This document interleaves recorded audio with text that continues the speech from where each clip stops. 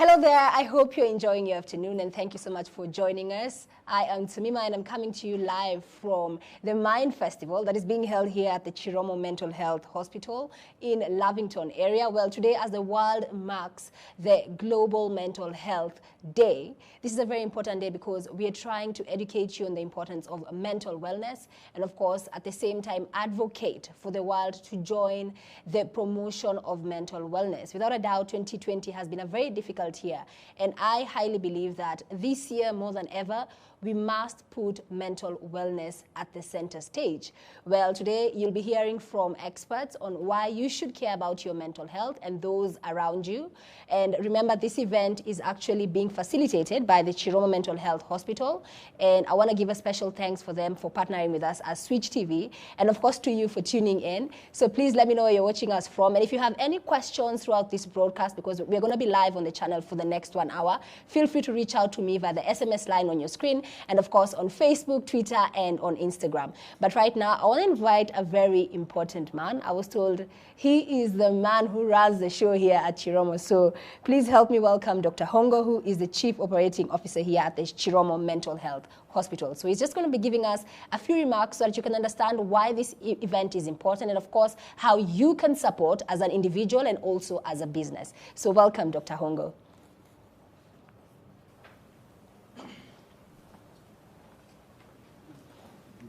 Thank you, Tamima.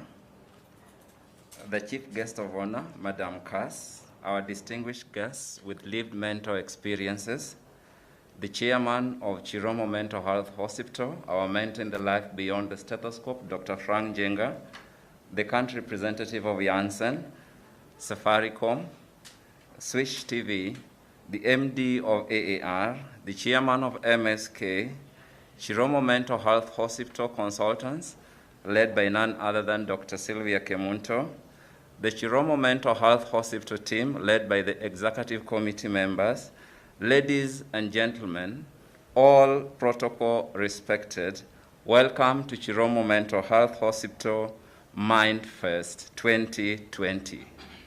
Chiromo Mental Health Hospital is a premier level 5 facility whose strategic vision is to provide dignified, quality mental health care in Africa, with a mission of pursuing excellence in the delivery of mental health services by adhering to evidence-based practices. We have 128 core team members serving in the mental health care space in Nairobi with utmost respect, honesty, innovation, and solid reliability within our consolidated base of 180-bed facility. The core team has an active admitting buttress of 28 psychiatrists. Working together, this CMHH team offers recovery in dignity.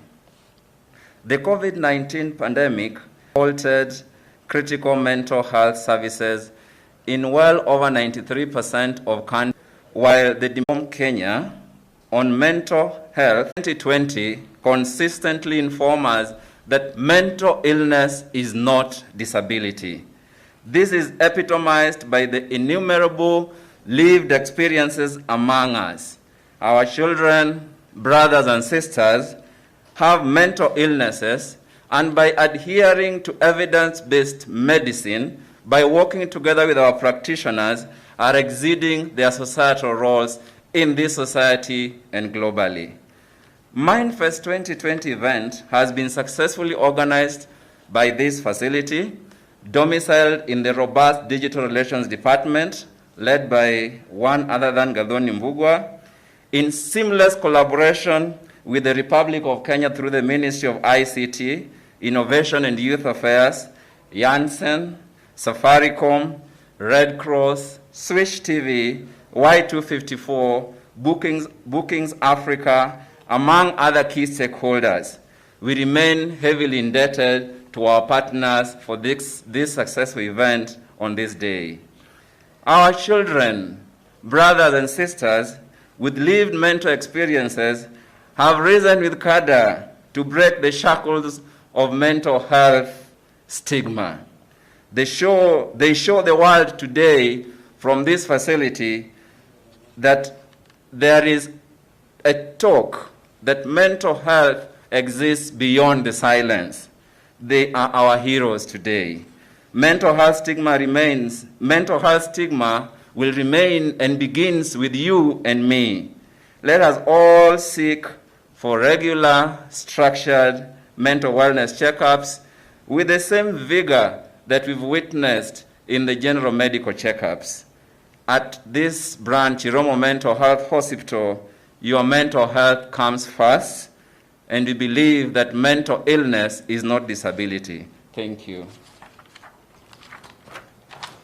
Thank you so much, Dr. Hongo. You know, some very insightful statistics there from that keynote speech that he's just given us, just to put into perspective for us why it's very important today as the world marks the World Mental Health Day. And I just want you to do a small exercise with me, because, you know, some people might think that when we talk about mental health, you know, you guys are now using big words. But I want to ask you, when was the last time that you felt off? Because that's the language we use at home when you're talking to your friends, like, I feel off, I feel low, I'm not happy, I'm anxious, I'm stressed. So I want to ask you, when you're having some of these negative emotions, are you able to pull yourself through? So what do you do to promote your own mental strength and your own mental wellness? Well, I'll use myself as an example. I listen to music, I read books, I watch TV shows. So let's the SMS line, 11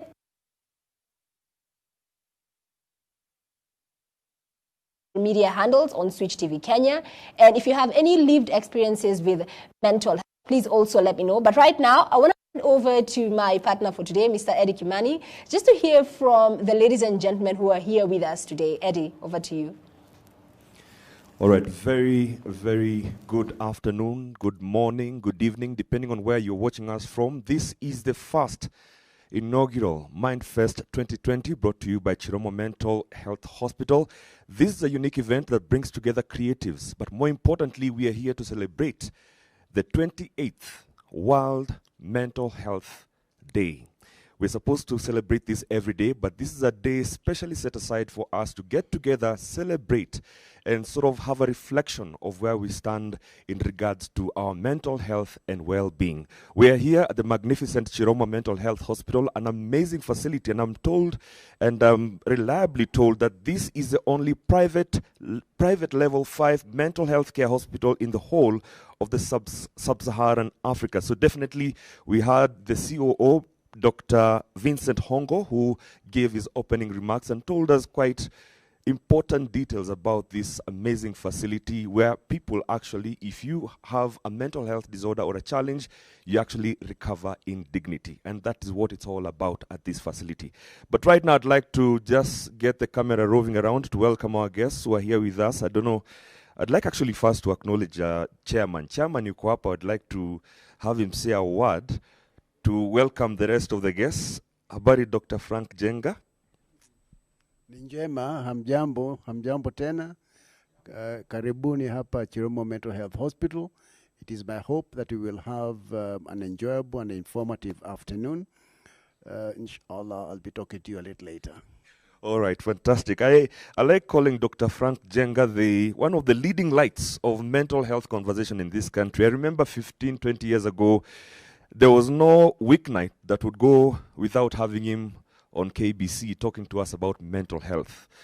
He is really a beacon of light in the conversation of mental health, and look what we have here, an amazing facility, and he's still at it. And we thank you so much, Dr. Frank Jenga, for committing your life to making sure that we are here discussing about this very important conversation.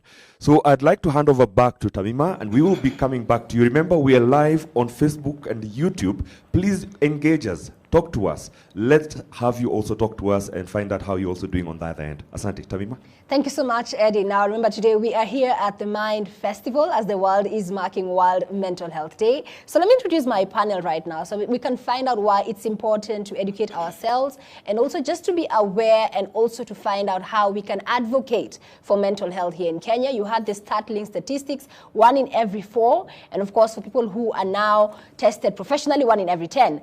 And I'm just going to give you some global statistics as well, and also to understand why young people especially are a very vulnerable demographic. But before that, let me introduce my panel right now. I have with me Dedan Kihara, who is from Janssen. He is the product manager for psychiatry at Janssen. I also have with me Ms. Gathoni Mbugwa, who is the clinical psychiatrist and head of digital relations here at the Chiromo Mental Health Hospital.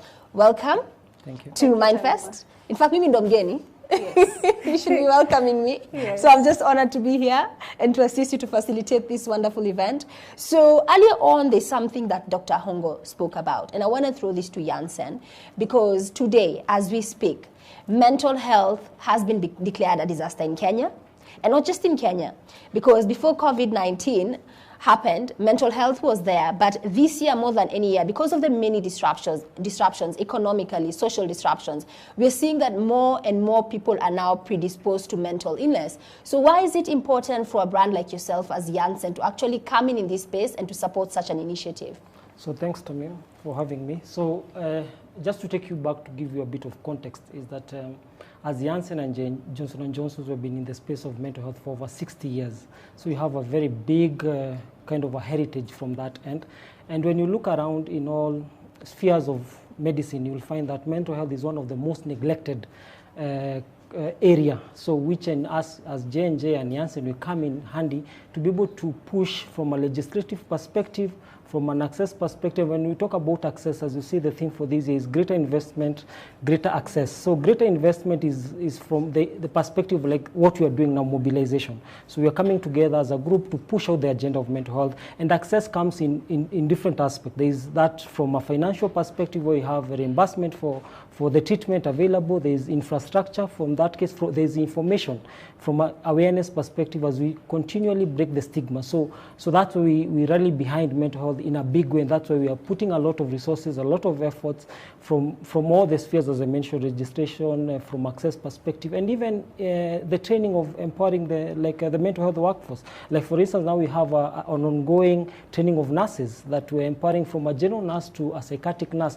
so that in the region, the county where we don't have any clinic running for psychiatrists, we can have someone who will create awareness and first give like a first aid sort of from a psychiatric perspective, and then have an effective referral system to the bigger group. Okay, thank you so much for that, Dedan. Now, I want to just read some startling statistics here, and this is as the world is marking global mental health day, and this is straight from the UN, whereby it says that close to 1 billion people globally have a mental disorder, and those with severe mental disorders tend to die 10 to 20 years earlier than the general population. And get this, suicide is claiming the lives of close to 800,000 people every year, one person every 40 seconds in the world. And suicide is the second leading cause of death for young people aged between the ages of 15 years to 29 years. So with those startling statistics, and those are global statistics, what is the situation at home, Gathoni? First of all, we have a lot of underreporting where suicide is concerned. That is because, number one, it is a criminal offense when we go back to our laws. So, but with that, we've been seeing reports every single day in the newspaper, on television.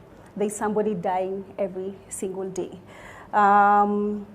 Recently, there was a BBC interview that was done in Nyandarua that showed that from these statistics, we have more men than women dying here in Kenya, even though more women do attempt suicide than men.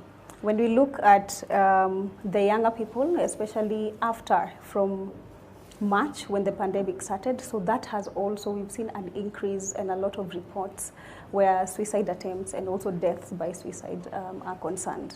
Because for sure we know what the problem is, because the problem is there, and that's why, for institutions like yourself, Chiromo Mental Health Hospital, putting forward an event like this, getting partners like ourselves, Switch TV and Janssen, and of course other partners like Safaricom to step into this space.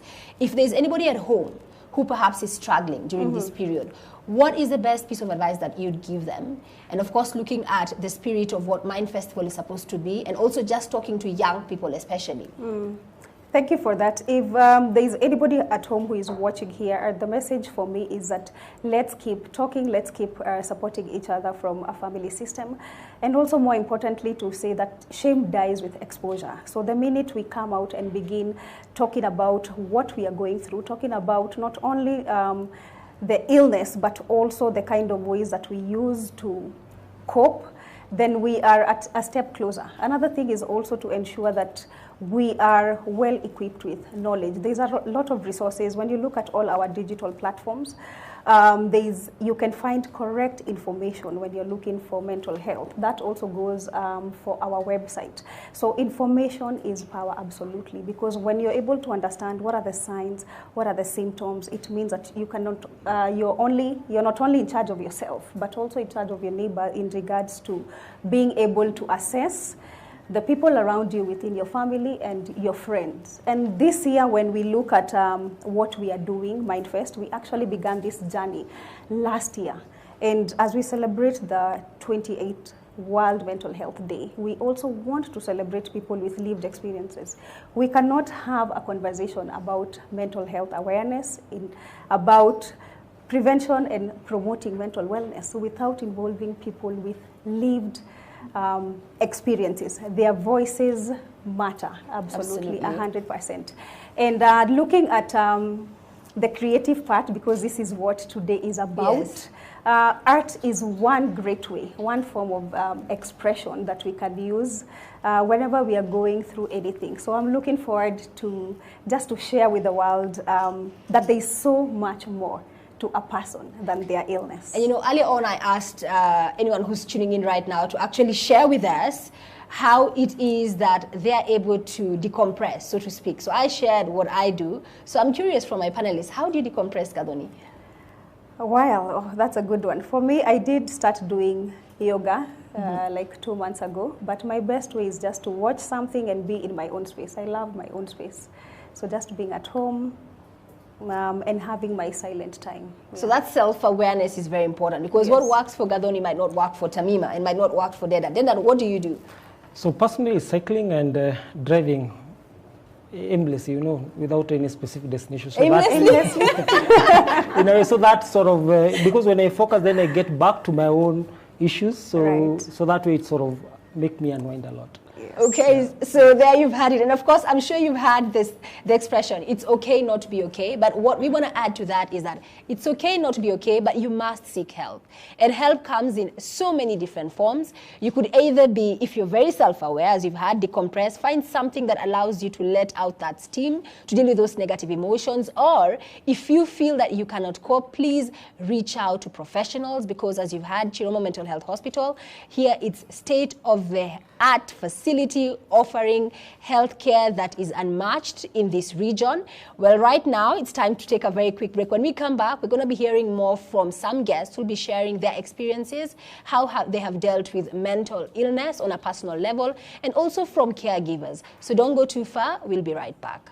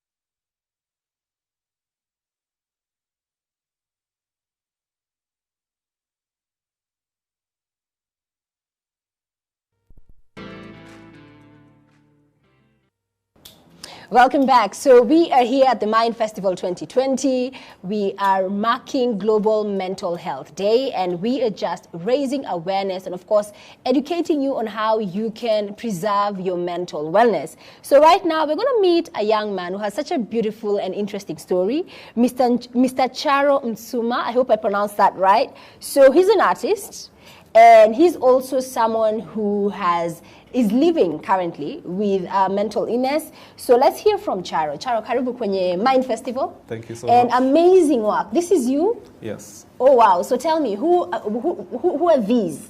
First of all, I'm a portrait artist. Okay. Yeah, which focuses mainly on depiction of the human expression through the face. So I use pencil to do my work.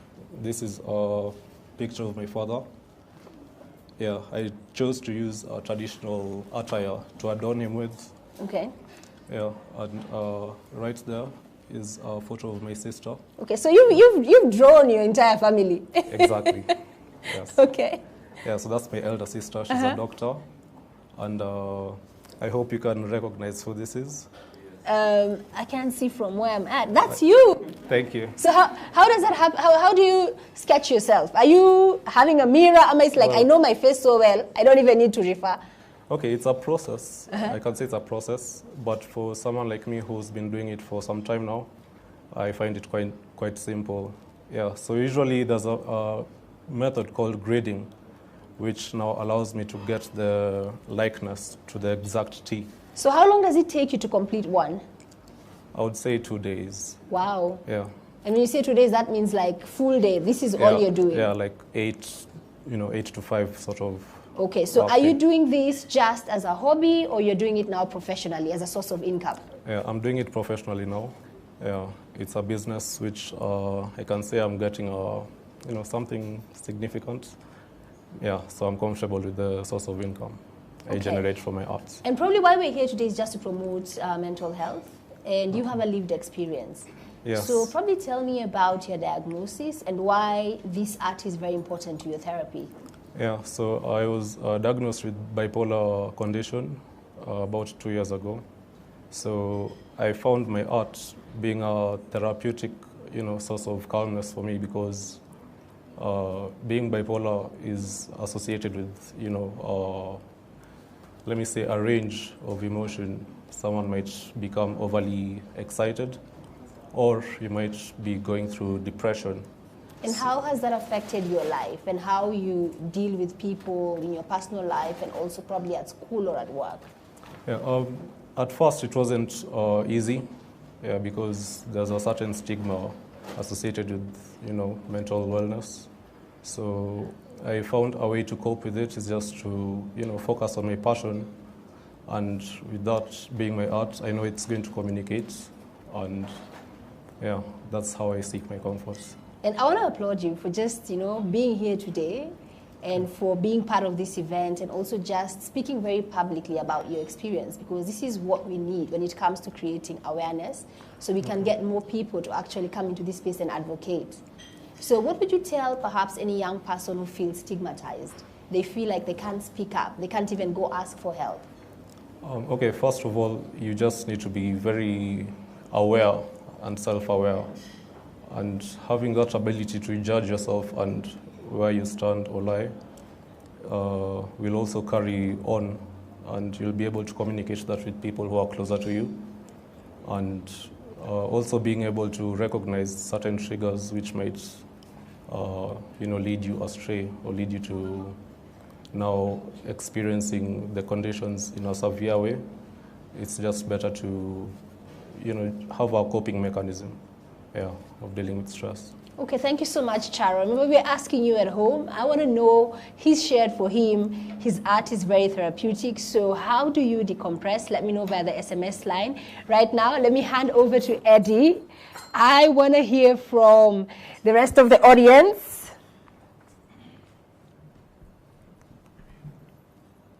All right, thank you once again. This is the hashtag MindFest 2020 coming to you live from Chiromo Mental Health Hospital, the unique facility where we are hosting this very unique event as we also celebrate the World Mental Health Day. What an amazing story, and it's really great to hear how creativity can actually go hand in hand in dealing with our mental health. Now, we've got an amazing collection of individuals here, young people, people who are also, in their own way creatives, because this event is actually for creatives all over the world. And creativity is something that I believe we all have that. But once tapped into it, you could have a same story as Charo shared his story, that he uses it to empower himself, especially having suffered his own challenges with mental health. So right now, I'd just like to ask a question to one of our participants here. Wewe umetuongelesha tayari. How are you? I'm good. And what's your name? My name is Fiona. What do you think of the festival? This is a very unique event which brings together creatives. Are you a creative? Are you here just to also be part of this great conversation? Yes, I'm to participate in this great conversation and also to create awareness for mental health. Yeah. Thank you. Awareness is very important, and that's what this event is all about. I'll also talk to a gentleman here seated very calmly. Jambo sir, how are you? I'm fine. Kwa majina unaitwaje? Majina ni Kibwana Kasim. Na uko hapa kama a creative ama uko hapa to just support this great conversation? Mimi niko hapa kama kusupport tu. What are your thoughts about mental health? How important is it to you right now in your life? To me, it's important because as a youth, we suffer a lot about mental health.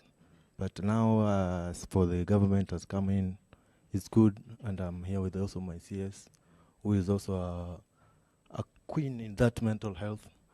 So I'm feeling happy to be here. Fantastic. Thank you. Here with me, I have Mr. Stan Munyiri, who is also an artist. Remember, today we are trying to show how you can actually use creativity, and we are recognizing young people who have lived experiences with mental health, and of course, they're also sharing how they're tapping into their creativity to facilitate their therapy. So right now, I have young Stan.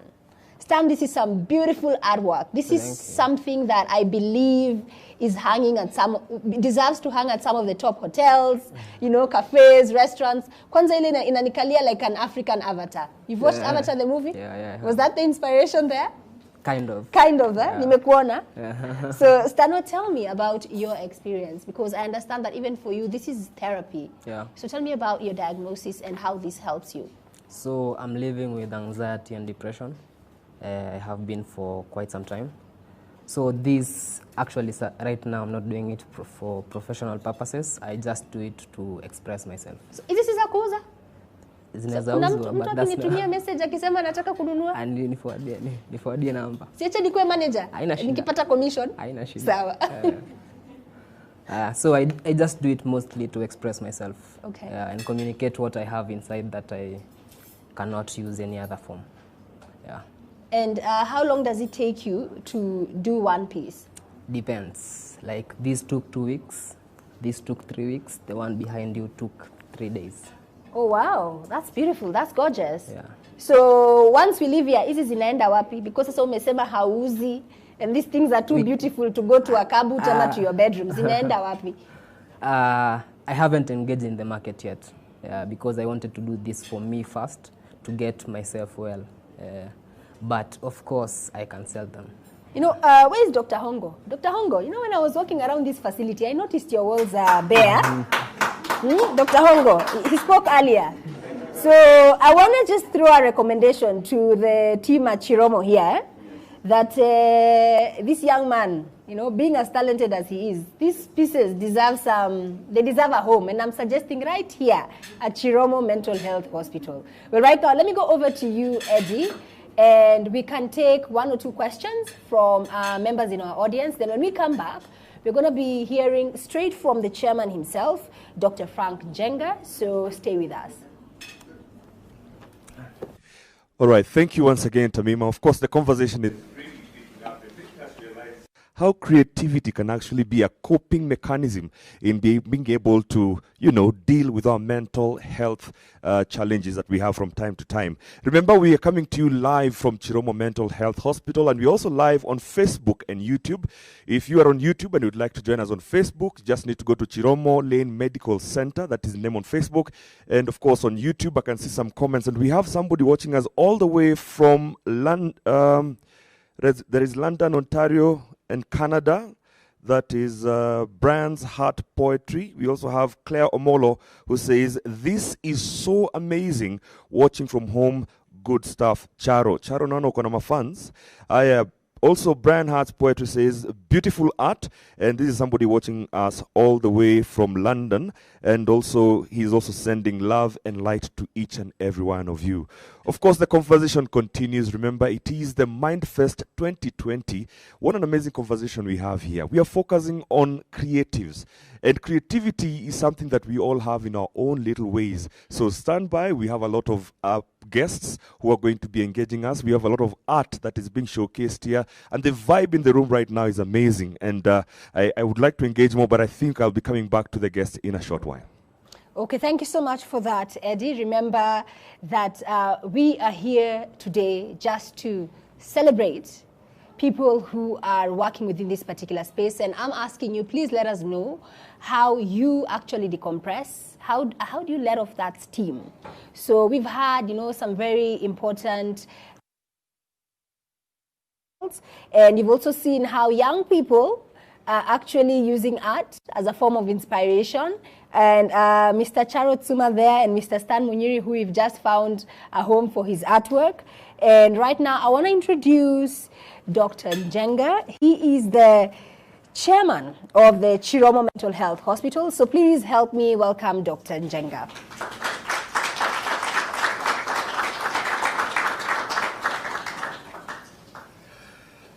Ladies and gentlemen, first let me acknowledge Nadia. Nadia, my foot. Tamima, as one of, and of course Nadia as well, is one of my best friends I have met only today. Yes.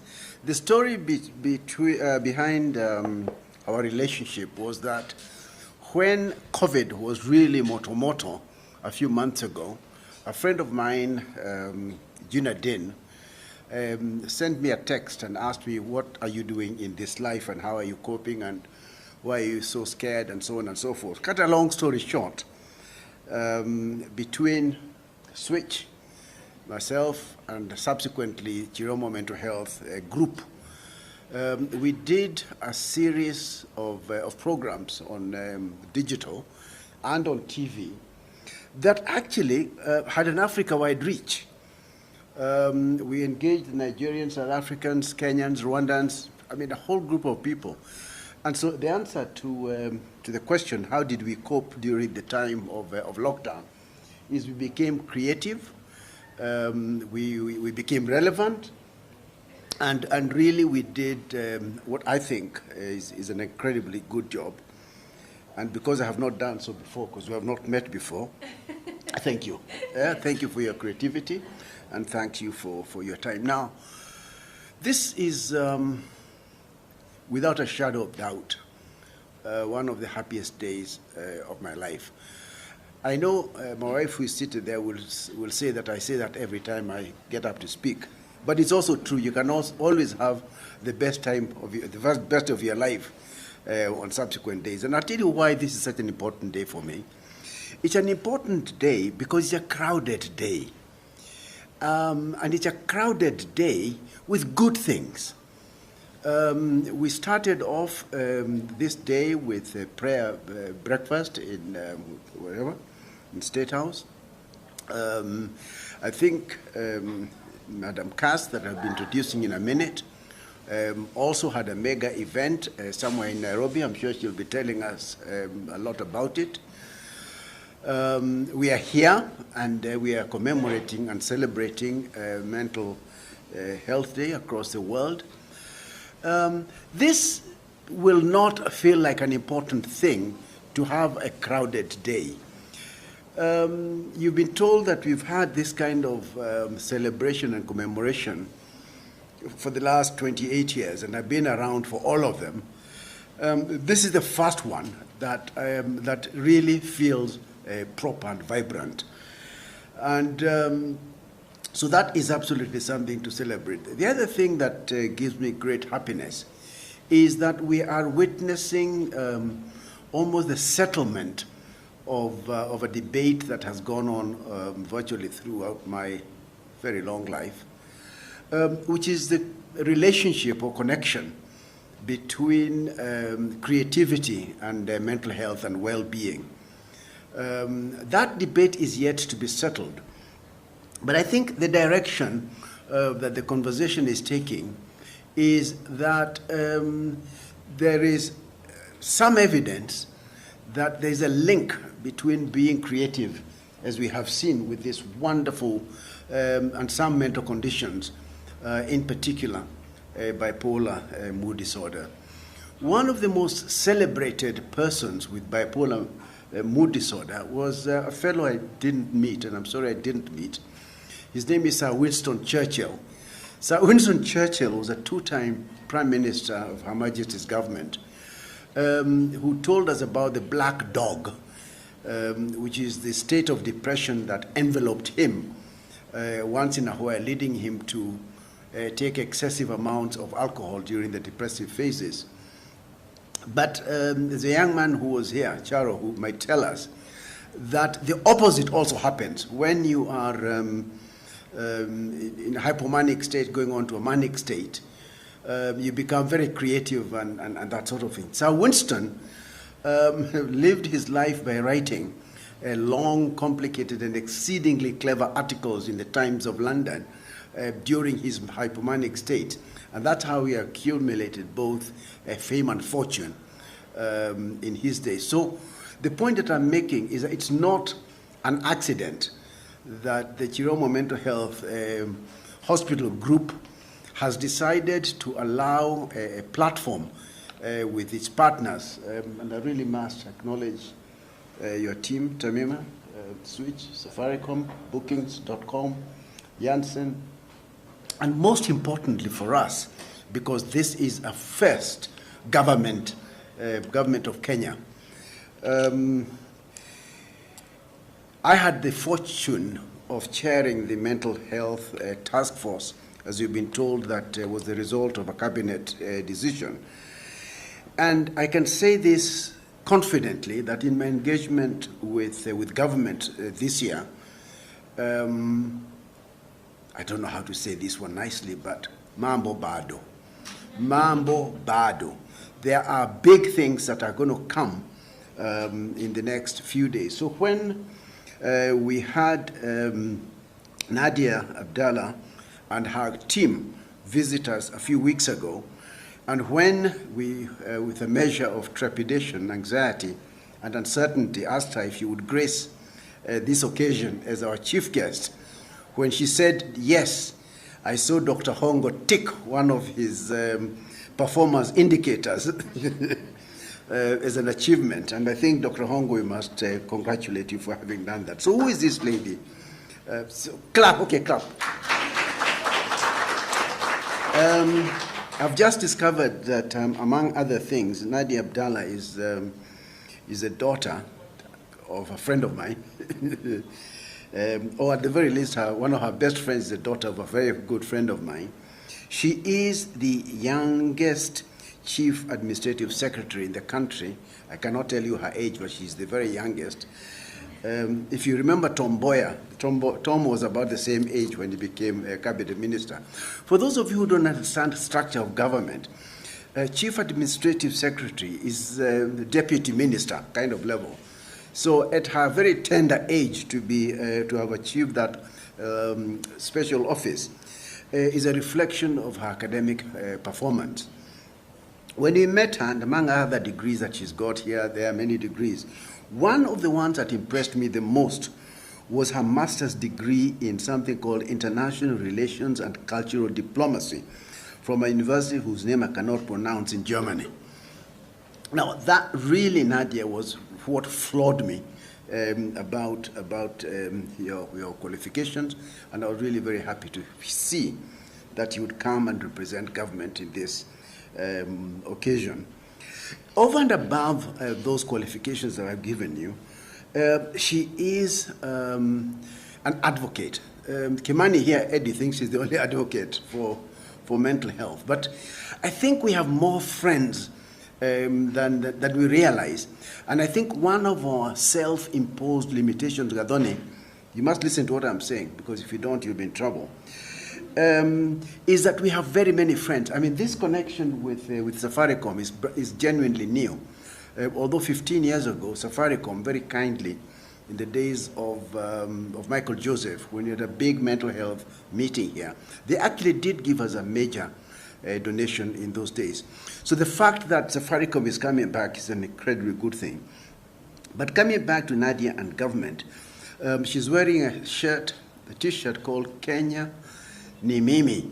Kenya is me, which is an incredible initiative for the youth. I hope you'll be telling us a little bit. Ladies and gentlemen, allow me to introduce to you and at the same time welcome Nadia Ahmed Abdallah to very kindly speak the words of the government of Kenya. Nadia, karibu sana. Thank you. Thank you very much, Chairman. Good evening, right? Good evening, everyone. Let me reintroduce myself. I think I love the way you introduced me. A lot of times I just go somewhere and I'm like, yes, my name is Nadia. I'm the Chief Administrative Secretary. I'm here with the government, and so on and so forth. But my name is Nadia Ahmed Abdallah. I am 29 years old, actually. I'm the youngest Deputy Minister ever in Kenya. In the Ministry of, and I'm a woman, in the Ministry of ICT, Innovation and Youth Affairs. Where do I start? I feel like I should tell you everything.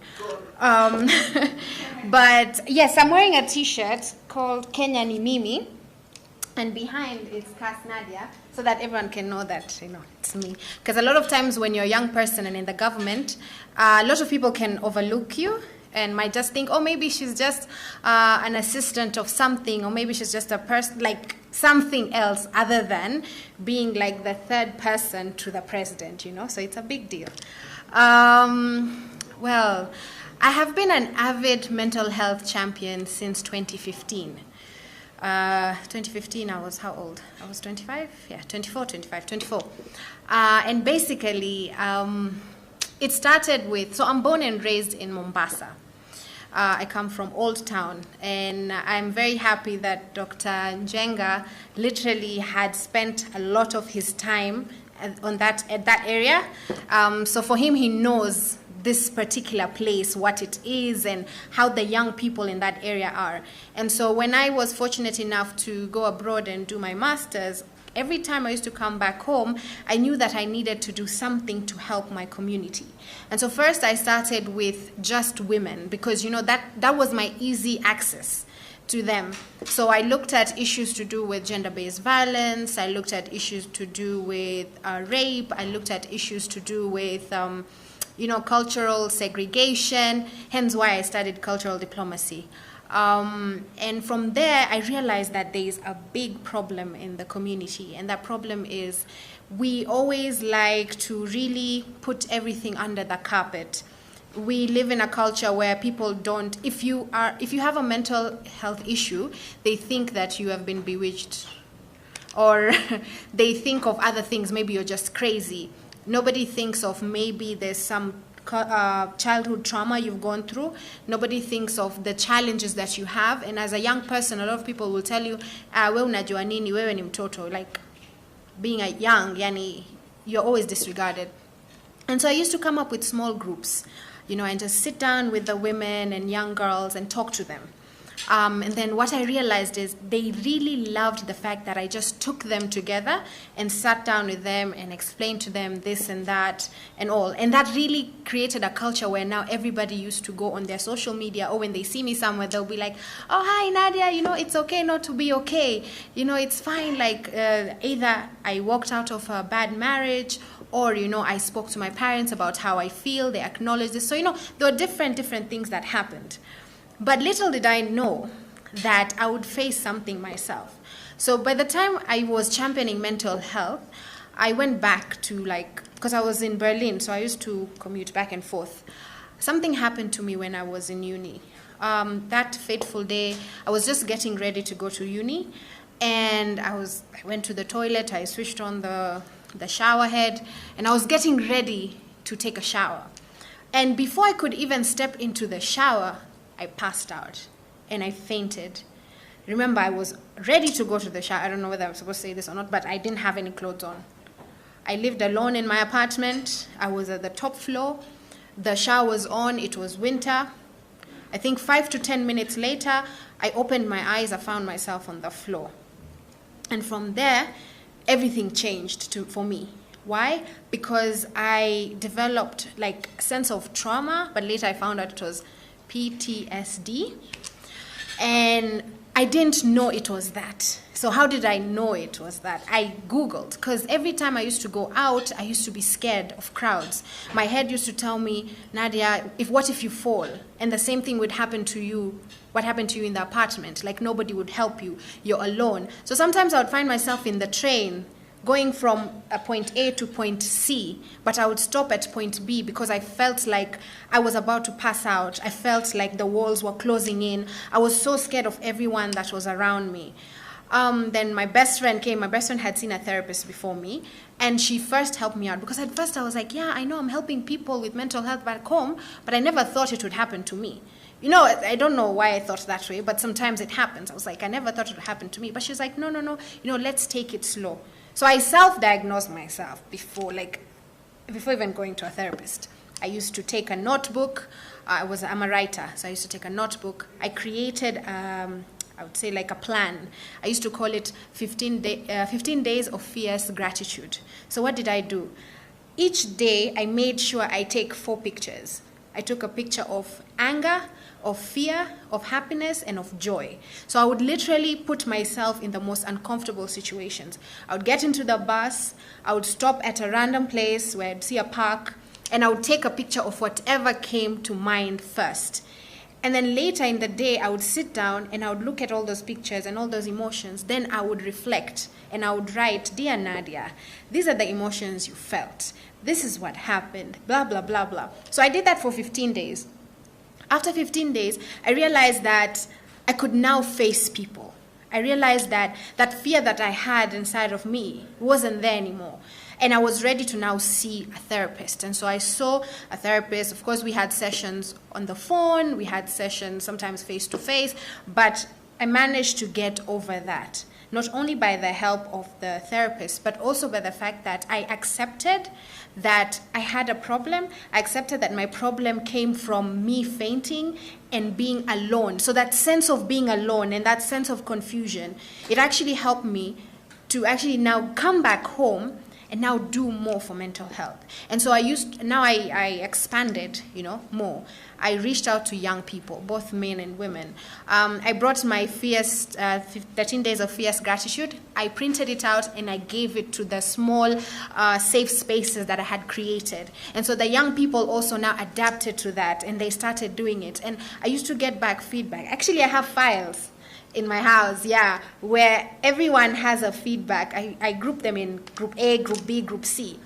Everyone was giving me feedback of what they saw, what they're doing. And from that, I realized that in our community, a lot of young girls were going through this cultural confusion where you are supposed to study and go to school, but at the same time, you can't just be enough. You can't be so much. So that actually encouraged me to speak out more. So I became I call myself disruptive because I became more disruptive. I used to now hold bigger functions. I used to come up with cycling competitions. We used to go to the park in Mombasa, Butterfly Park. We used to cycle. I used to write on banners like, it's okay not to be okay. Mental health is fine. If you're going through depression, it's okay. I designed different programs. And mind you, I'm not a psychologist or anything. It's just that inquisitiveness that I had, and I taught myself a lot online. And I think one thing that I am trying to say is, yes, we face a lot of mental health challenges. Yes, we have doctors. Yes, we have people. But it also has to come from yourself. You have to accept that particular issue or situation that you're going through. Then you have to self-reflect because you only know yourself. And this is what I tell the young people who I have safe spaces with. You're the only person who can know whether something is working for you or whether it's not. And you're the only person who can know whether you want help or not. When I walked in, I actually told Dr. Njenga that I want to bring my brother here. So why do I want to bring my brother? Now I'm bringing you to something else. I lost my mom 5 months ago. And a lot of people, when they see me because of the job and what it entails, a lot of people think I have everything sorted. I have everything, I know everything. But mind you, in a week or in a day, I can cry 2 times, but still show up for that job and still do what needs to be done. I've even cried, I think, in the car where my bodyguard was. And I walked into the office and I cried, and I went into a meeting and I was asked, what's going on? And I said, there's just something, I think the carpet has a lot of dust. But I allow myself to not be okay. At this moment, my mother was my best friend. At this moment, when I look at my mental health, it's 50-50. I have days when I'm happy that because I love my job, I'm going to talk to young people, I'm mentoring young people, I'm talking about mental health, I'm championing it, I'm pushing the government to, keep doing what they're doing with mental health. But there are other days that I just don't feel like doing anything. The days I just miss my mother. I wish my mother could just hold me and hug me and say, you're going to push through. You're going to be okay. There are days I just want to give up and just be like, what, I don't think I can handle this job because everybody looks at me and everyone wants me to solve their problems. But nobody wants to solve my problem. Being in a position like this, once you walk into an office, the door is shut and you're alone. So I have to come up with mechanisms in which I can take care of myself. And what does this mean for creatives? A lot of times, I consider myself as a creative. A lot of times as creatives, we are alone. We have a unique mind of our own. We think very differently from what other people think, and which is okay. So how do we express ourselves? Through paintings, express ourselves through different ways, different if it's poetry, painting, drawings, that's how we do it. But the problem is, as creatives, sometimes we feel like we are so weird and we can't understand why can't we not fit in with the normal person. And we try so hard to fit in, that's when now we explode. That's when we find ourselves confused. We loathe ourselves. We just don't want to do anything. So as a creative, and as a person who has the most difficult job, I'm talking to you creatives and others because you guys shared your story, which I very much appreciate, is that you have stronger power than whatever condition you have. Yes, the condition is there. Yes, we've acknowledged it, but you are unique. You are we are a ball of unique elements, and the world needs us more than we need the world, And that is why each time you get challenged with the different things that you have, just tell your challenge, you know what? Yes, I'm going to allow 5 minutes or 10 minutes of my time to just sulk and feel bad and do this. But after that, I am stronger than whatever it is that I'm facing. And I feel for creatives so much because you don't get a chance for people to tell you these things. A lot of times, even our parents don't understand why we opt to do arts and music, and we opt to do different things rather than doing the normal things of being a lawyer, doctor, or anything else. And that itself is a challenge that we have. So that's like a childhood trauma. From a young age, I used to always think I'm weird. I used to speak a lot. I used to always want to be at the front line. I used to always, I don't know, I had this thing where I needed to be heard, And a lot of times my grandma and my aunties used to say, she's such a troubled child. She's not, by the way, I'm not the typical Swahili young woman. And Dr. Njenga can tell you that. Minim Swahili. We are one of the marginalized communities. But I am not the typical. And why? It's because I put my foot down and I refused to fit in a box because I'm greater and larger than that box. Because that box that everyone wants to put me in doesn't fit what I think or what I visualize or what I see. So for the creatives who are here and the ones who are listening to me, don't let anyone ever make you feel bad for the talent and the gift that God has given you. Don't make anyone make you feel bad for how you view the world as compared to how everyone else views it. And just because you have a mental illness or a mental condition, it doesn't mean that you're disabled. Mental health or mental illness is not a disability. It is just, I like looking at it as just sprinkles on the cake. Because if we never had the condition that we have, we would never be the people that we are today. I really struggle with anxiety. And I think right now it's being amplified because of my job. Because you go somewhere and everyone expects you to do things. But I talk to someone, you know. And when I visited last week or 2 weeks ago, I had told them I'll also come here. Because sometimes we need a timeout. Our brains, I'm not a doctor, but our brains cannot function 24/7. And that is why when I was appointed by the president in this position, I knew for a fact my first mandate, forget anything else that the president had given me, I knew that I needed to make mental health a normal conversation in this nation. Why? Because I've been through that path as a young person, as a creative, as a marginalized from a marginalized community. I knew. So I knew that I had to create something that was going to be able to hold and carry all this. And that's why I created Kenya ni Mimi, by the way. That's why I'm wearing this shirt. So Kenya ni Mimi is something I'm very passionate about. And one of the pillars it carries is mental health. And what are we trying to do? We're trying to normalize mental health. We're trying to make the community, the country, understand that mental health, first of all, is not an elite issue. Because there's that problem. That a lot of people think only those who are privileged can go through mental health issues. But even the person in the grassroots suffers from mental health. Number two, I'm championing for mental health through Kenya ni Mimi so that it can be part of our education system. It's you know, it says that the mental health condition manifests at the age of 14. So most of us didn't even know from the age of 14. By the way, I read the mental health report, and I told Dr. Njenga and was very happy about it. And so at the age of 14, most of us didn't know that we had mental health issues. Most of us thought, she's a troubled child, or this child, or that child. But imagine, if we didn't know this, and then now we put it in our education system, the ones who are younger than us are able to identify with themselves. So when you see a kid not acting well in class, you will know that this kid, it's not like him or she has a problem. It's just that they are just different in their own way. Okay? And so Kenya ni Mimi, it carries mental health issues. We are advocating for it. I just came from an event at Mukuru. Basically, we created a space for young people to come. They came together and we brought in testimonies. I literally held a mother today who cried because her son committed suicide and she did not know about it. And when she went to the mortuary, she found out that 6 other mothers lost their kids from suicide. So you can understand the magnitude of why I'm very passionate about it. And when Dr. Njenga told me that if we could collaborate, I know there was a funny comment first, but then we were like, yes. And I'm looking forward to doing more. I'm looking forward to seeing how we can go further and grow.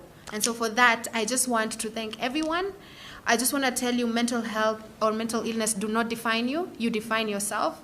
And God will bless you always. And kumbukeni, Kenya ni mimi na wewe. Asanteni. Right, so some very, insightful, encouraging, inspiring words right there. The youngest CS, and, it's so humbling that someone of her stature can actually come and open up on national television and share about their struggle. Well, because today is all about celebrating the use of creativity and art to actually spotlight mental wellness, we have a film that is done by some of the best creatives in this country called Reflections. This film is something that hopes to put mental illness smack in the middle of all our living rooms, in the middle of all our conversations. So take a look at this. Let's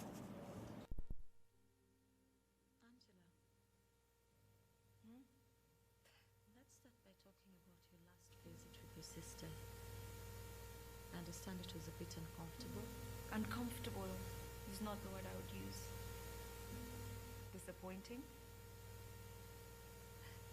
Yes, that's the word I would use. Why disappointing? Disappointing because of how ungrateful she she was. She couldn't understand that I saved her life. Because of me, she's able to live a life free of the man who would have robbed her of it. You're talking about her deceased husband? He was just like the rest of them. A killer. When you say the rest of them, do you mean your patient's husbands? I liberated them. But your sister said her husband never lived.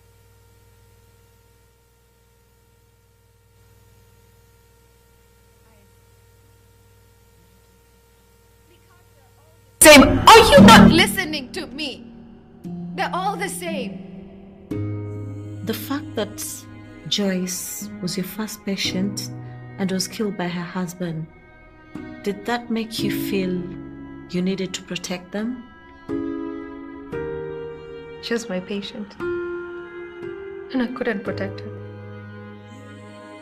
It was my obligation to protect her, and I failed her. Why can't they understand I was just trying to protect my sister? Why can't she understand that? She should be thanking me. They should all be thanking me. I don't deserve to be here. I don't deserve to be locked up. That dog. Being locked up, it's driving me crazy. I can hear them. I can hear all their voices all the time. All these women begging to be helped, begging to be freed, but there's nothing I can do from in here. There's nothing I can do. Please just help them. Help them understand that I don't deserve to be here. I don't deserve to be locked up. It's time for your medication.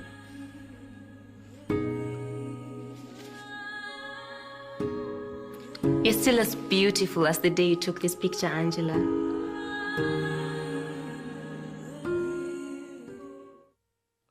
Thank you very much for the submission from Brian's Heart Poetry. I am Brian Marshall from London, Ontario, Canada, and I'm going to read a poem. I write poetry to help me heal and also help me to reflect, especially when I'm...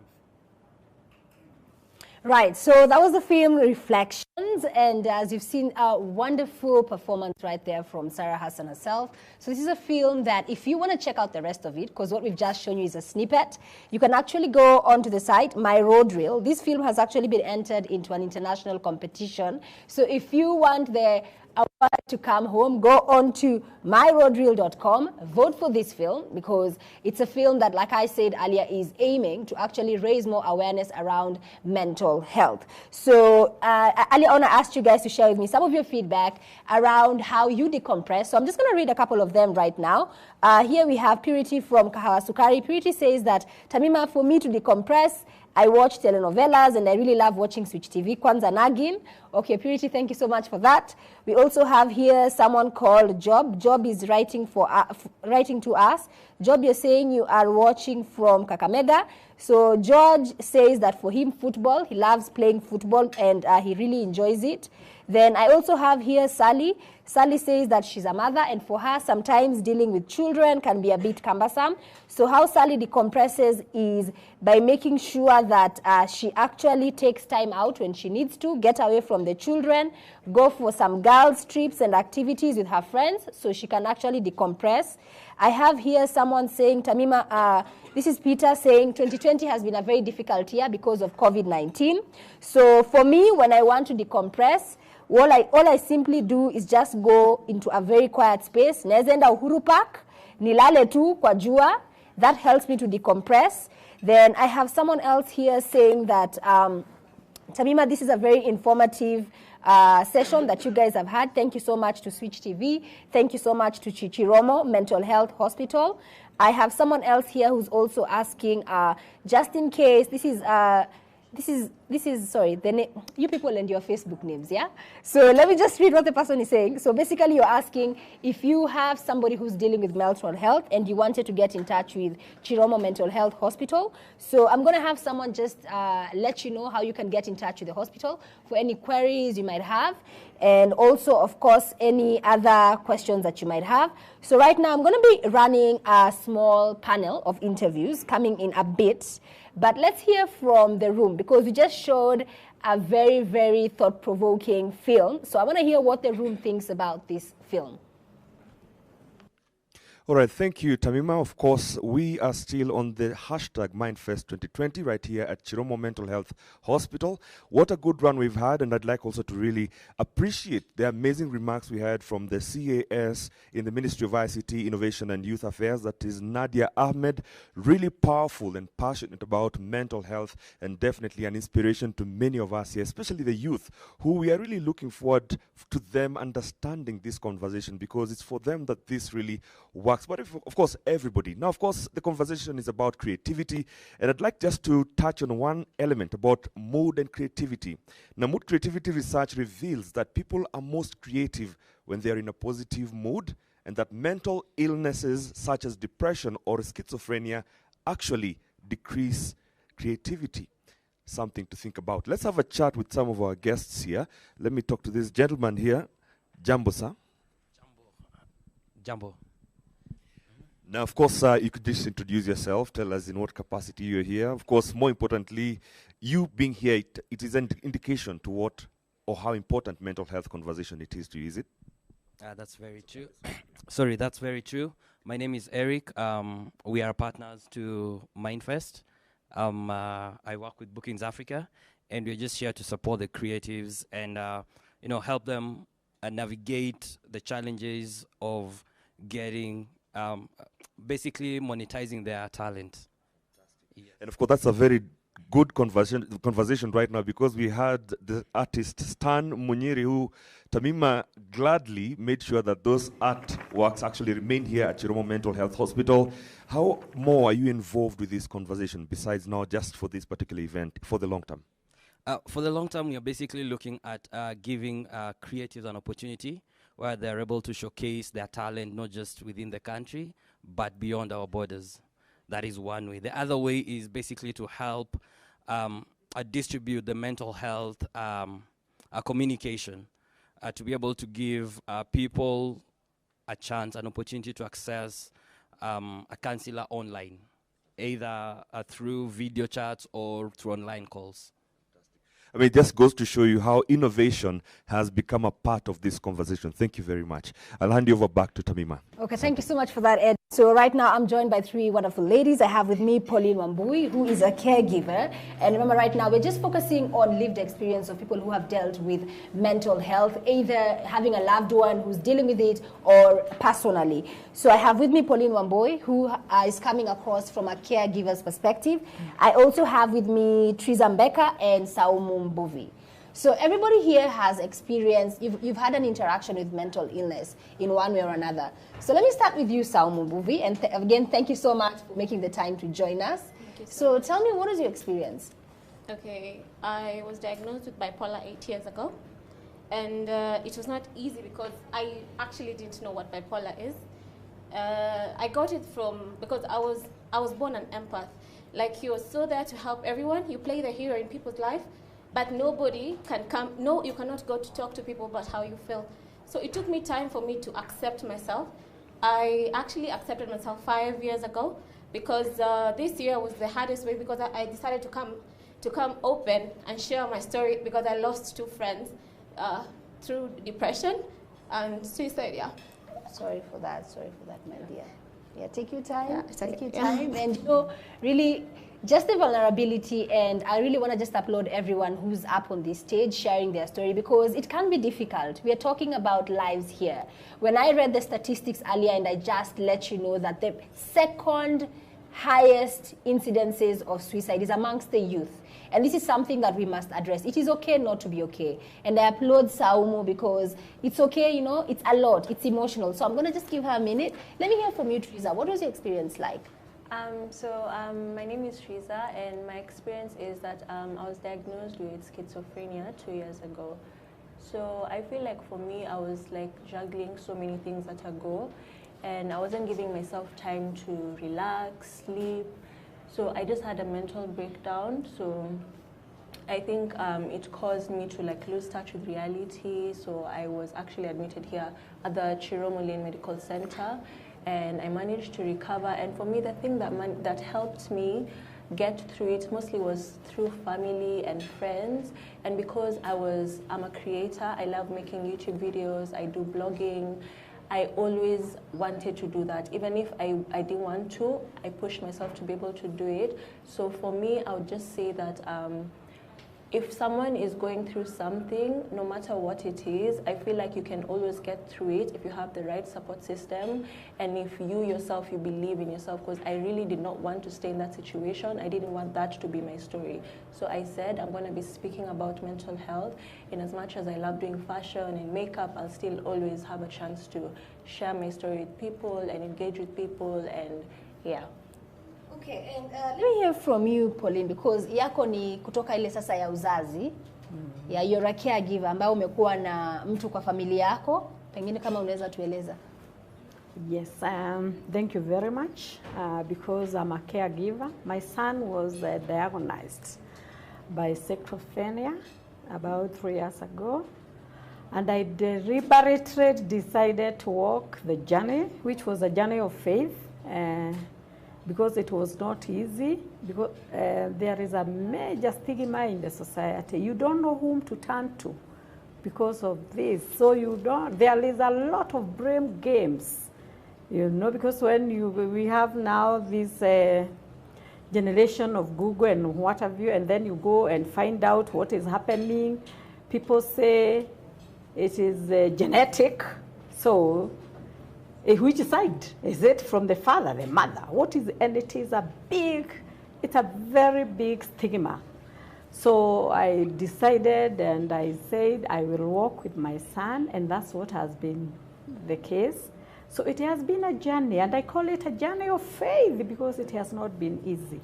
But when there is support system, the doctors, I took him to Chiromo Medical Lane. He was taken care of by Dr. Owiti, and the journey has been easy. And I believe there is supernatural power, which really is encouraging me to move on. And to it is a super, you know, you can't explain the power, because there are times you feel you're broken and you don't know what to do, but there is always that grace which has been sustaining me. And I thank God, because the journey has not been easy, but we are walking it.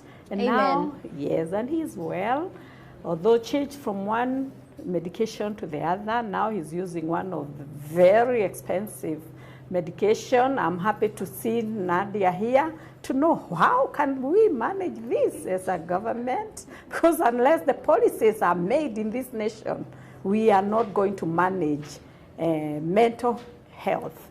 Because like every month, an injection of 25,000 in Fega sustainer, it is not easy. How many Kenyan can afford that? And that's a very good question, Pauline. How? And remember, that is why we're actually here at the Mind Festival, raising awareness. And awareness is not just to educate you. We also want to invite stakeholders, not just at an individual level, but also at a macro level.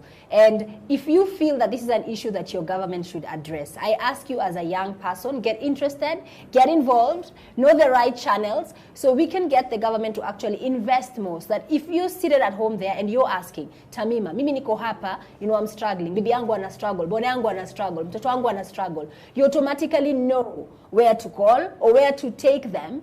And when you get there, like you heard from Mama Pauline, the health care given to them is going to be affordable. Well, unfortunately, this is all the time we have for this event right now on the channel, on Switch TV. And I want to thank you so much for staying with us on the channel. But hapa Chiromo, sisi tutaendelea kuzungumza, you know, just learning more, sharing with each other. But for you at home, thank you so much again for joining us. And right right now, I'm going to end this, and I'm going to hand you over to Manasseh and Sharma over in studio, where they're ready to entertain you with Switchboard. So please enjoy the rest of your viewing.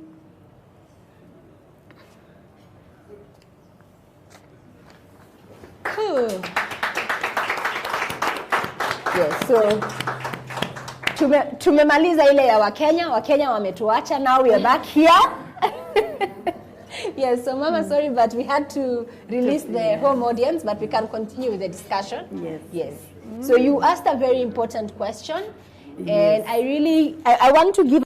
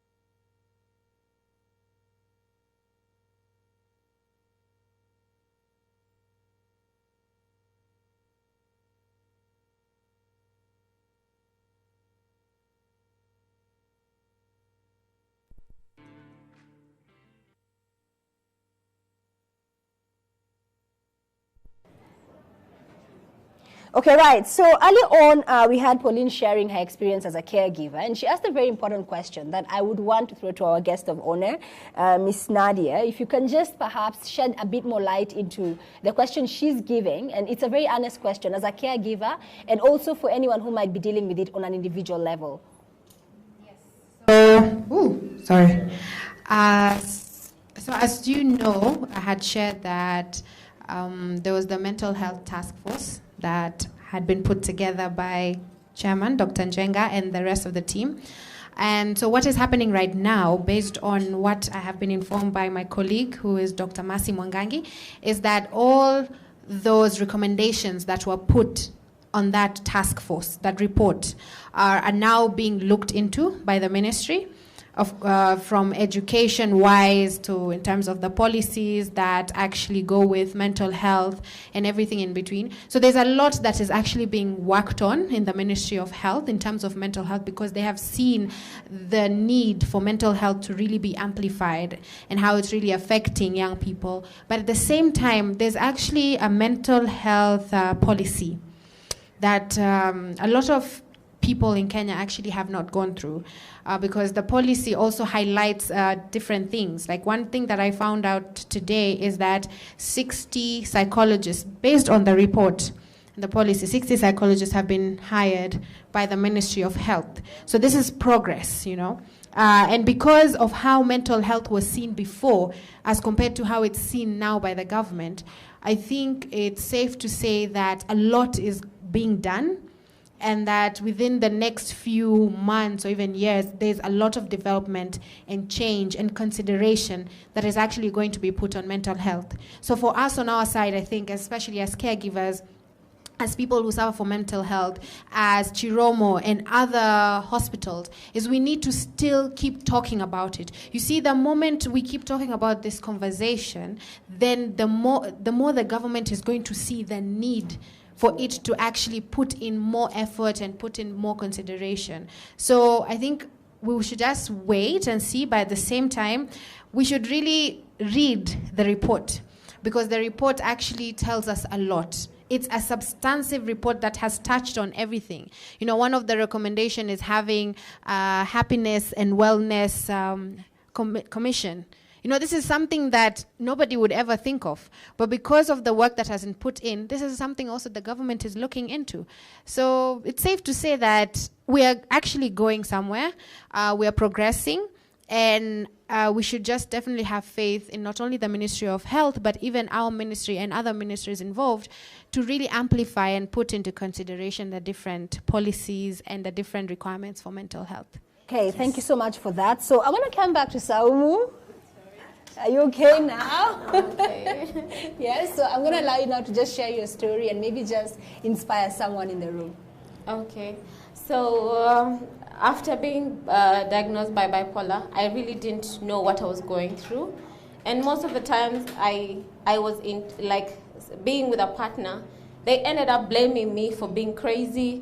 Then they would abuse me and I could not talk about it because of being fear. Nowadays we have this fear of being judged by your friends, by people around you. So you don't even tell them what you're going through. It's something that you have to fight on your own. So, and then another thing that the minute I came out to share my story, people were asking me, my fellow youths, how can we seek therapy when yet therapy is so expensive and no one can talk to you. You cannot even talk to your own friends because they will start sharing your stories and it will be like it's a joke. So social media has become a way they can celebrate your negativity and make it a part of how she's going through this, and it becomes a story that sells more.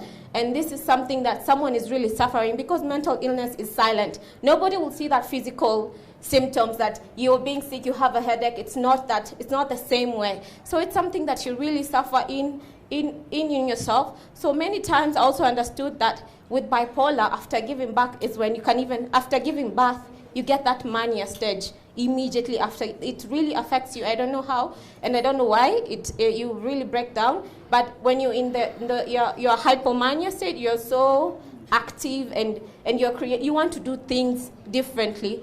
And since I was in school, I thought I was a weird kid. The same way I thank Madam Nadia for sharing her story. It has made me understand why I was always so different. I was an S student, but always challenging my teachers. That was one thing that would lead me to being punished. So all the time people would go to class to read, I'll be locking myself under the bed, sleeping. I didn't want to go to classes because I felt like books are not just for me, because anytime I try and do exams, I will always be the top of the class, but I don't want to read, I don't want to do that, I want to do other things, I want to explore.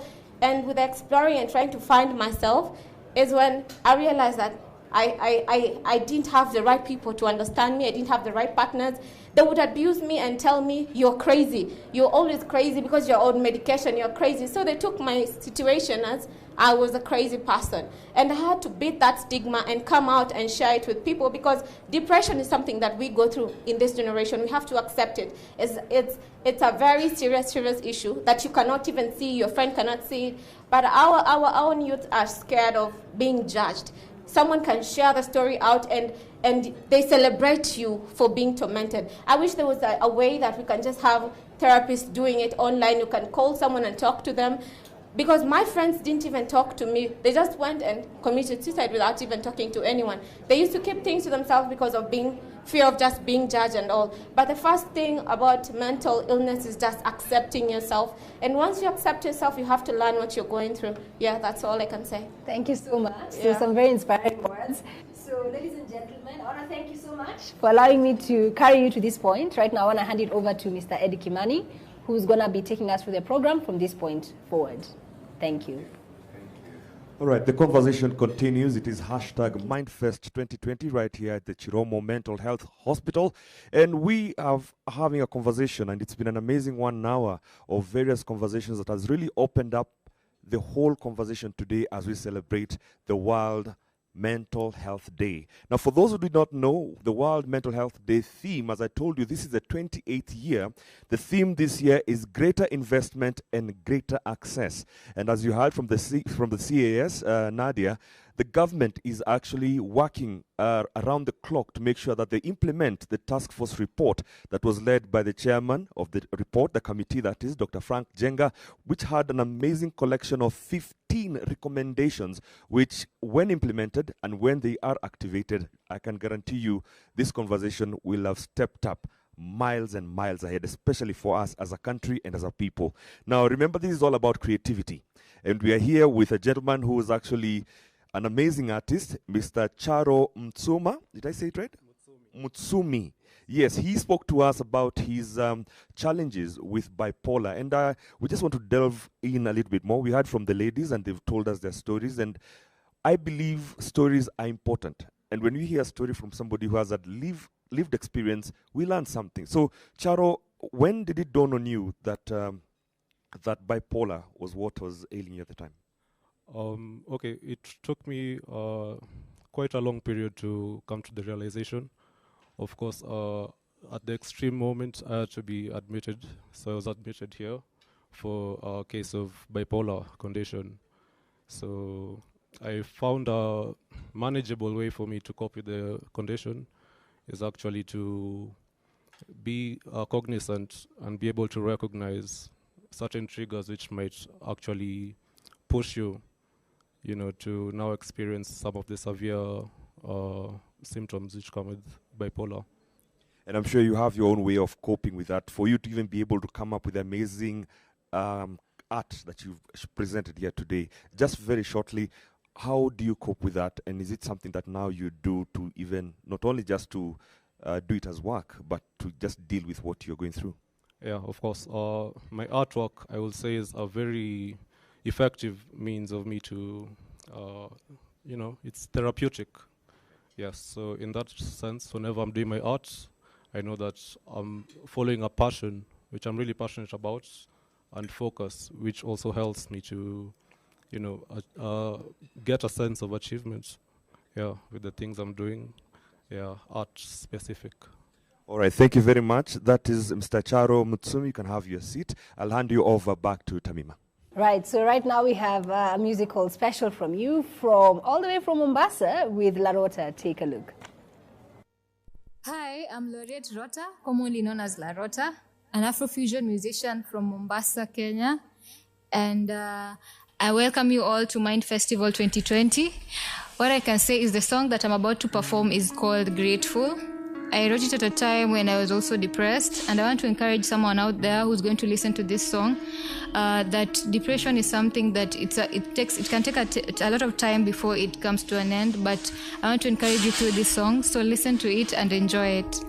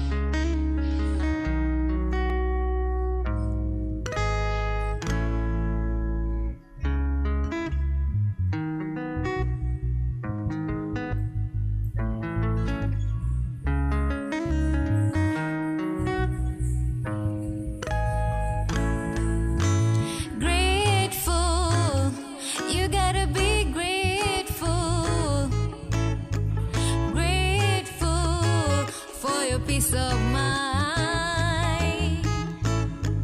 Grateful, you gotta be grateful. Grateful for having us in mind. Many of us nowadays are going insane. All we always care about is the social media hype. It's the craze of being famous. It's the craze of sexual predation. It's the craze of fitting in and to be loved by all. Why worry about what others think? How our lives are gonna be on TV. Every day we wake up, never forget to be grateful. You gotta be grateful. Grateful for your peace of mind. Grateful. You gotta be grateful. Grateful for having us in mind. Every day you wake up with a new struggle. You wonder which way to go, and no one understands. Depression and the sadness, loneliness and emptiness, godlessness and hopelessness is what you feel inside. Take it from me, you'll be okay. You're not alone, you can fight till the end. Take it from me, you'll be okay. You're not alone, you can fight till the end. Grateful, you gotta be grateful. Grateful for your peace of mind.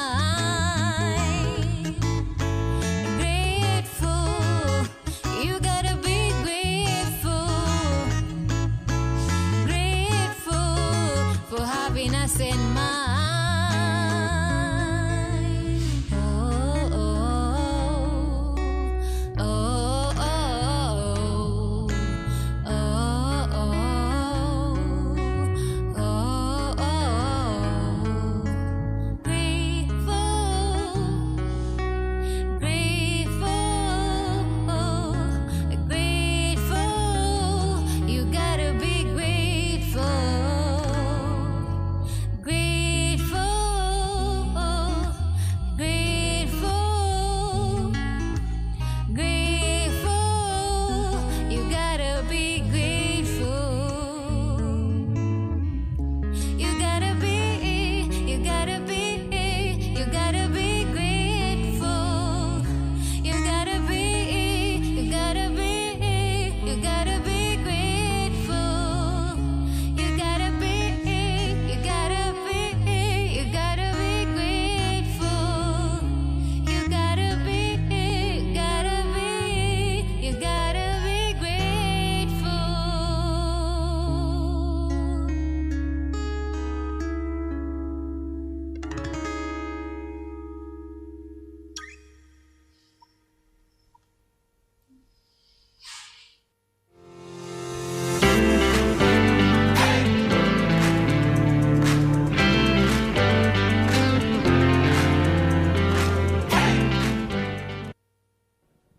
Fantastic. What a performance by Loretta. Remember, creativity is what is driving this conversation.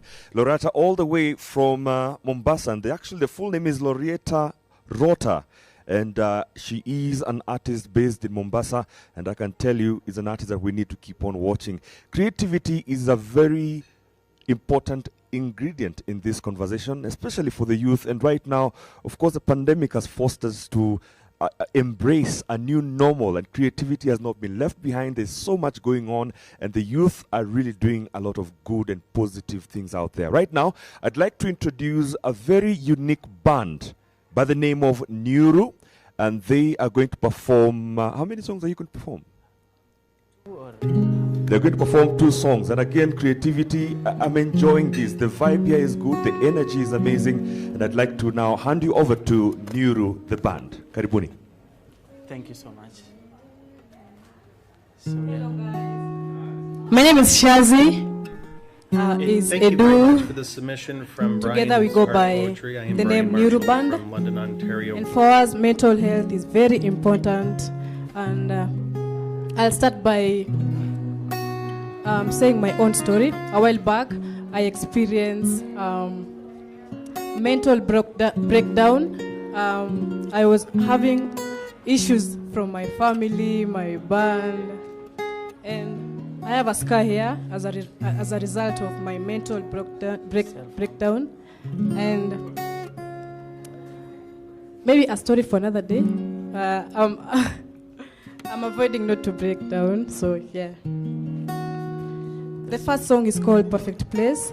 Perfect Place is basically inspiring hope, and sana it's all about self-awareness, knowing what works best for you.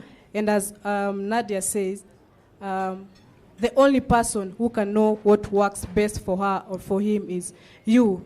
Unajua. So for us, our perfect place is our mind. You know, kufanto, thinking about positive things, knowing that one day things will be okay, sindio. And for some people, their perfect place may be listening to music, singing, sports, going out with your friends. Yeah, and for me personally, my perfect place is my mind. I get to fantasize a lot, thinking about positive things. And yeah, I hope you enjoy.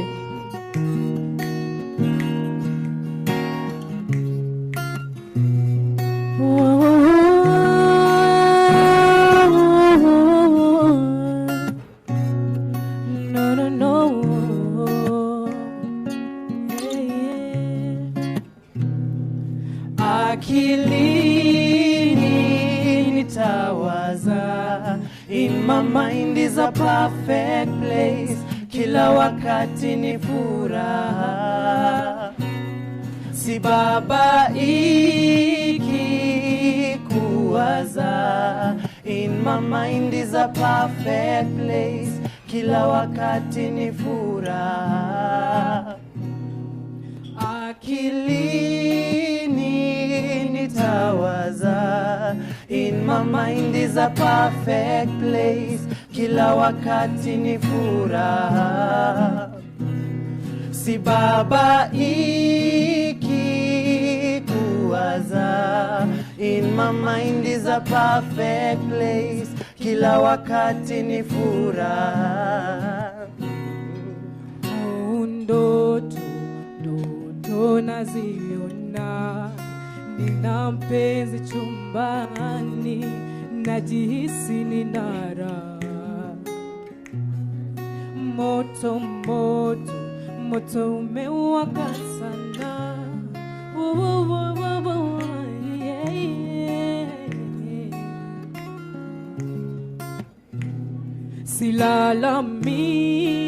Silalamiki kuwaza, najihisi niko sawa, hey, yeah. Silalamiki kuwaza, najihisi niko sawa.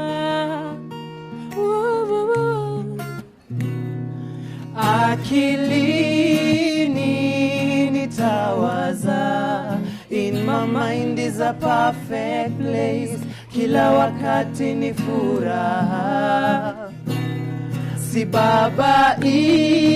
sibabaiki kuwaza, in my mind is a perfect place, kila wakati ni furaha. Akilini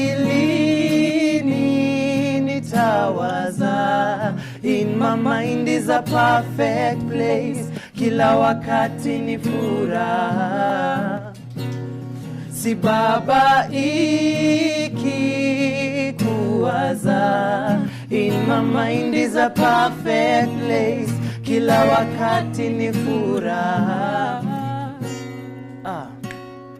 Jambo moja nimegundua, akilini ni nyumbani, hakuna njaa au shida, ni matumaini ya ndani, nachorea tamaa ya bima, hamunaielekeza jukwani, ni mziki safi na wapa, wanabaki pagani. Silalamiki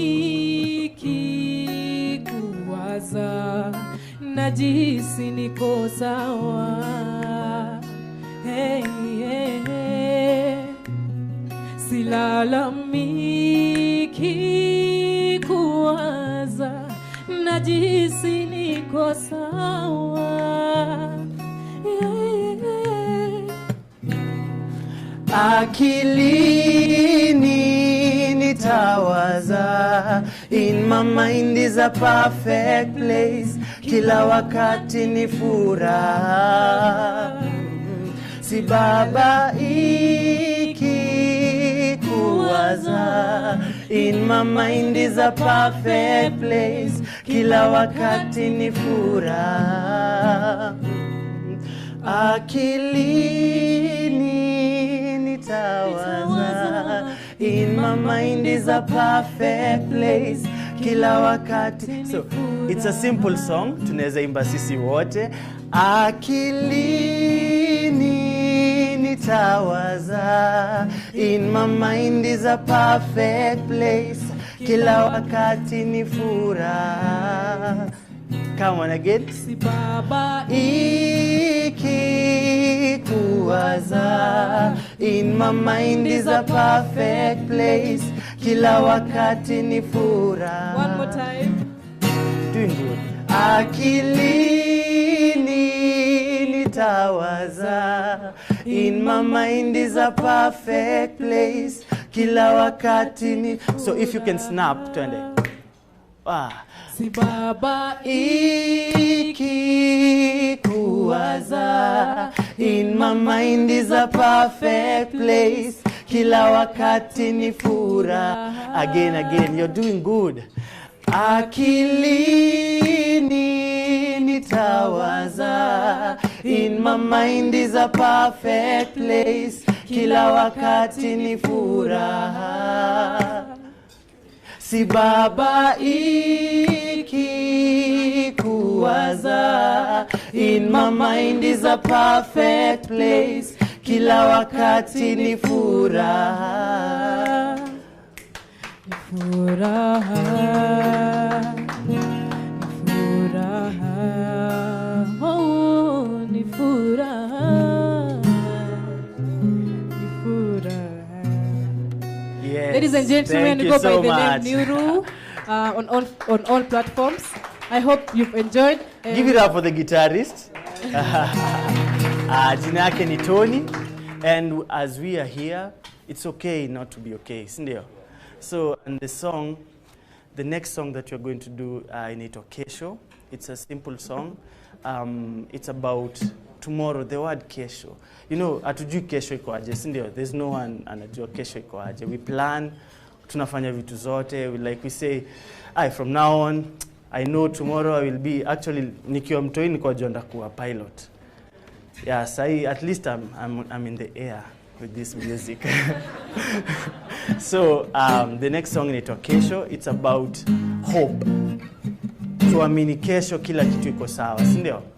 So, if we sing this song together, because kuna place tutawafunza. Aminia yako leo, na bidii utafika. Struggles utapata, jipe muda yatakwisha. Aminia yako leo, na bidii utafika. Struggles utapata, jipe muda yatakwisha. So your part ni simple sana. Ikifika, mtajua tu, si ndio?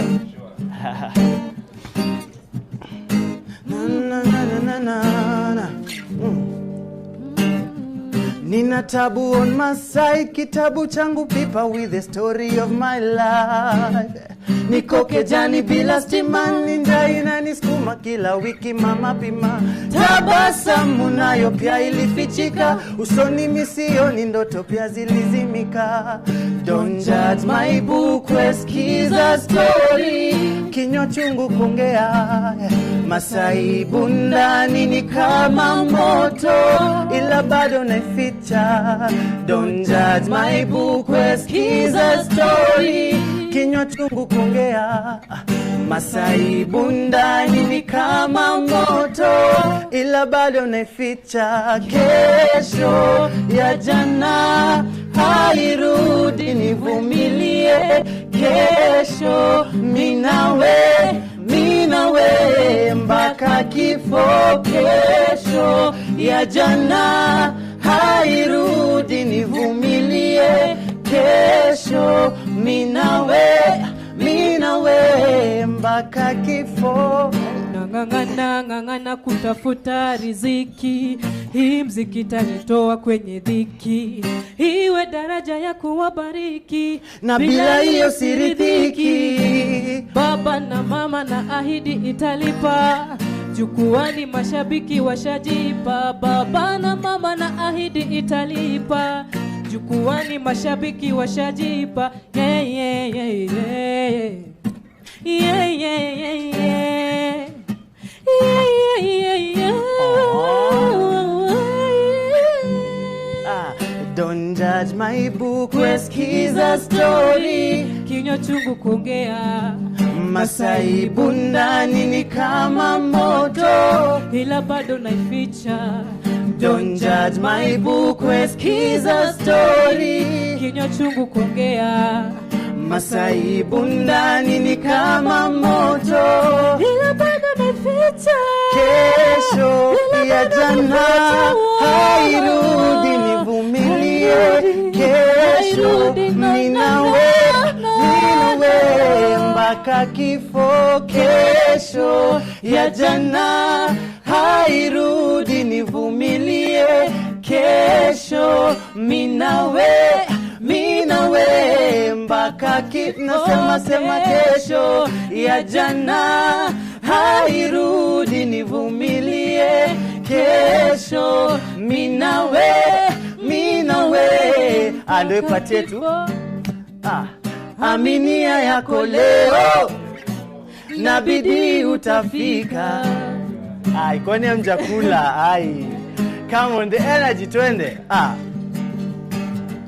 Aminia yako leo na bidii utafika. Struggles utapata, jipe muda yatakuisha. Aminia yako leo na bidii utafika. Struggles utapata, jipe muda yatakuisha. Yatakwisha. Kesho ya jana hairudi, nivumilie. Kesho minawe mpaka kifo. Kesho. So nikimalizia nasema mental health ni kitu poa sana, and it's very important to keep sane, to keep sanity, and it's all about self awareness. Ukipata what works for you, for me what works for us ni kufato, kufikiria, kujichocha, and it's okay not to be okay, but it's okay to seek help, si ndio? Thank you so much. And remember Neuro on kila mahali, social media platform yote. Neuro, YouTube, Instagram. Hadi kwa settings, kwa simu. Hadi messages. Thank you so much. All right, fantastic. Nuru the band, what an amazing performance that was. Just 2 songs, but enough for you to realize that music is indeed part of this conversation. I'd like to read to you something, and I'm doing this because we need to understand more why creativity, music, art, poems, acting, journaling, like what we heard from CAS Nadia Ahmed, who told us she started journaling a long time ago, but it also helped her in many ways. Now, music actually is therapy for various mental health conditions, including depression, and it also acts as a medium for processing emotion, trauma, and grief. But also music can also be utilized as a regulation or calming agent for anxiety. So music definitely has a very important role for us in this conversation. And it's good to see young people coming out, getting together and putting these amazing performances. And we wish Nuru the band all the best. Now we go all the way to Canada, where we have a poem by a gentleman who's known as Brian Marshall, and he's prepared this specific journal for this event. Karibuni sana, it is Mindfest 2020. Very much for the submission from Brian's Heart Poetry. I am Brian Marshall from London, Ontario, Canada, and I'm going to read a poem. I write poetry to help me heal and also help me to reflect, especially when I'm feeling discomfort or at ease, and then hopefully one day I can turn my poetry into something that can help somebody else in the future. So this one is called Dear Anxiety. If you ever want to join Brian's Heart Poetry on Facebook, it's there. Dear Anxiety, are you my friend? And I wrote this at 11:11 p.m., mind you, on April 8th, 2018. I think we first met when I was about 4. You would be in my dreams, or you made a squeak on the floor. All I knew in life was a lot of fear. Trust came hard, and showing my weakness was dear. Life tells us at times to just suck it up. In my case inside, I felt like a volcano waiting to erupt. See, it is a part of me, and I'm a part of it. At times, there's nothing I can do but wait and sit. Over these many years, I've understood who you are. you're actually very close and not very far. I know something that makes you leave me alone, like share, pray, meditate, talk to a friend, tell the truth on the phone. Or maybe I can pull out some aroma in the midnight hour, or meditate you away and deplete and devour. So when I think of you coming in and out of my life, just know one thing, I won't welcome your strife. I am more now today that what you thought before you could feel. And from this day forward, anxiety, my joy, you won't steal. And here's the picture that I write with every one of my poetries. I locate somewhere online a painting or a picture or something that can help me reflect at that time while I'm going through anxiousness or whatever that feeling is or that emotion or whatever is going on in that day, and then I'll compose a poem for it. And I have a lot of them. I've been doing them since Christmas of December 2017. Thank you for the submission. God bless.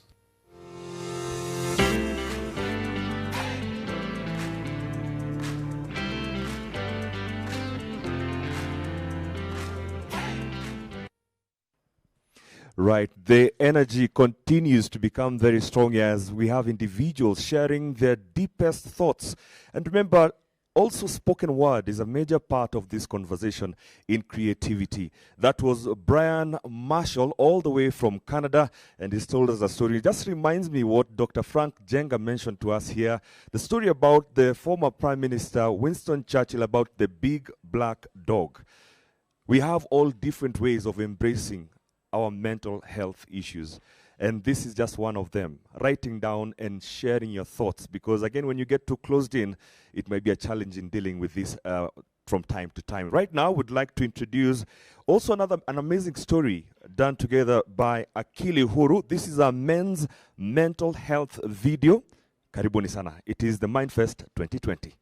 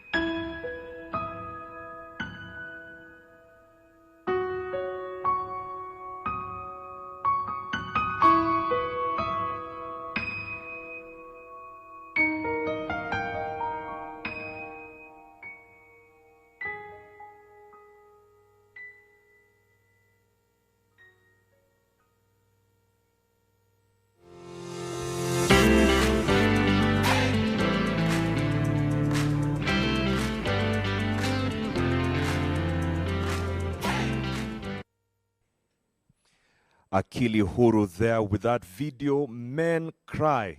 And it's something that we are all beginning to embrace as men. And over years, over time, it's always been thought that men do not cry. But let me tell you something. Being vulnerable, being in touch and embracing your vulnerability as a man is also a very important part of you being able to deal with your mental health and even just to maintain your mental health and your well-being. We're still continuing with the presentations that we have the next video from Mizizi Africa. It's also another short video on mental health. This is hashtag Mindfest 2020. I don't know why. Mateso chini ya maji moyo wangu ndani cry. Na pia na fake smile mabesto na furahi. Kumbe ndani mimi nadai ni kama nimefungwa mimi siwezi bonga. Na baki ndani naumia. Mawazo ni kibao kichwani yananisonga.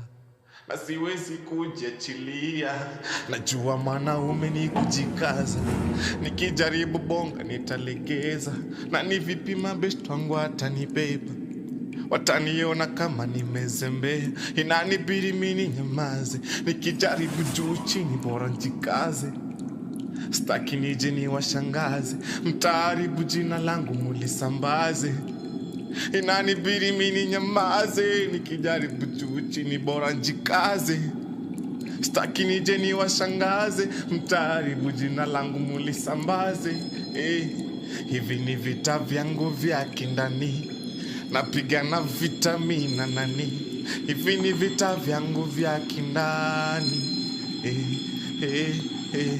Hivi ni vita vyangu vya kindani. Napigana vitamina nani. Hivi ni vita vyangu vya kindani. Fight. Minapeana Fight. fake smile. Fight. Fight. Fight. Fight. Fight. Fight. Fight. Fight. Fight. Fight.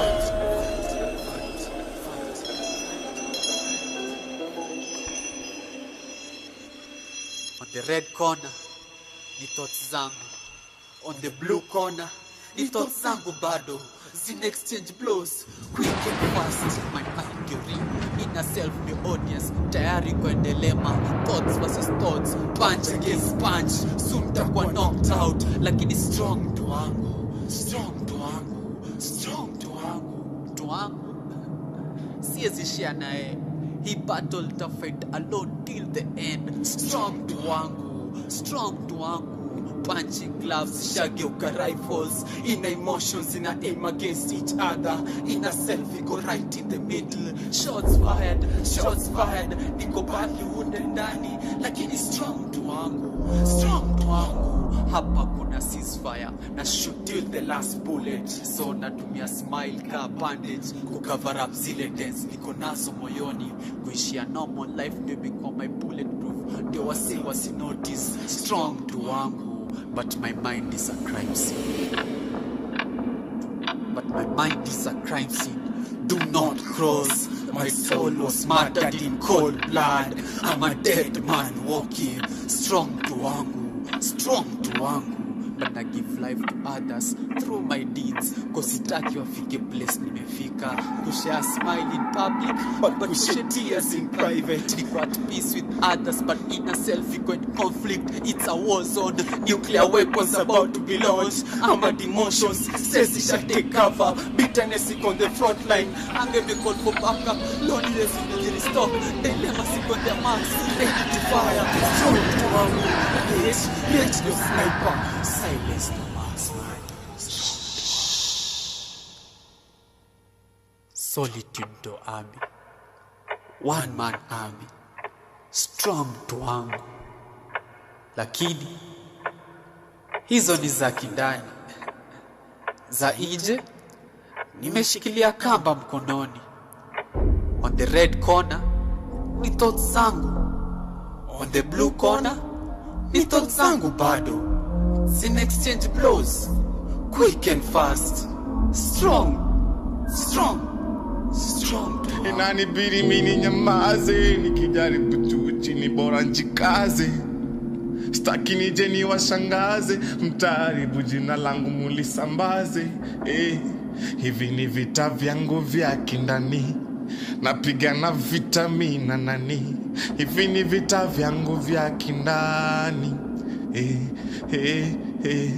Hivi ni vita vyangu vya kindani, napigana vitamina nani, hivi ni vita vyangu vya kindani. Minapeana fix my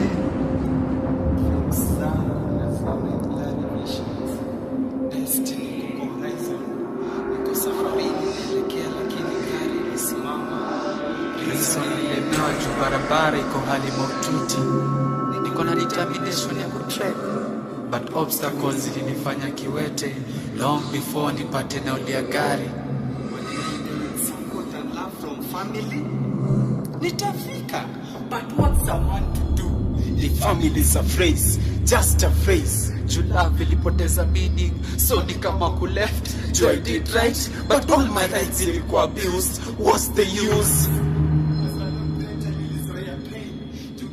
Shida zako na kucheka, zoni kala mtiko sonalika, tu prophecies za Mungu zilikampa. Aliniambia dunia itaribika, juro za watu zitavunjika. Juzi tu kafiri aliongezwa cheo, huku mwandani wa dini alila kusigizi, watoto wake walifukuzwa chuoni, chanzo ni kukosa karo. Anakufa kwa njaa, huku watoto kafiri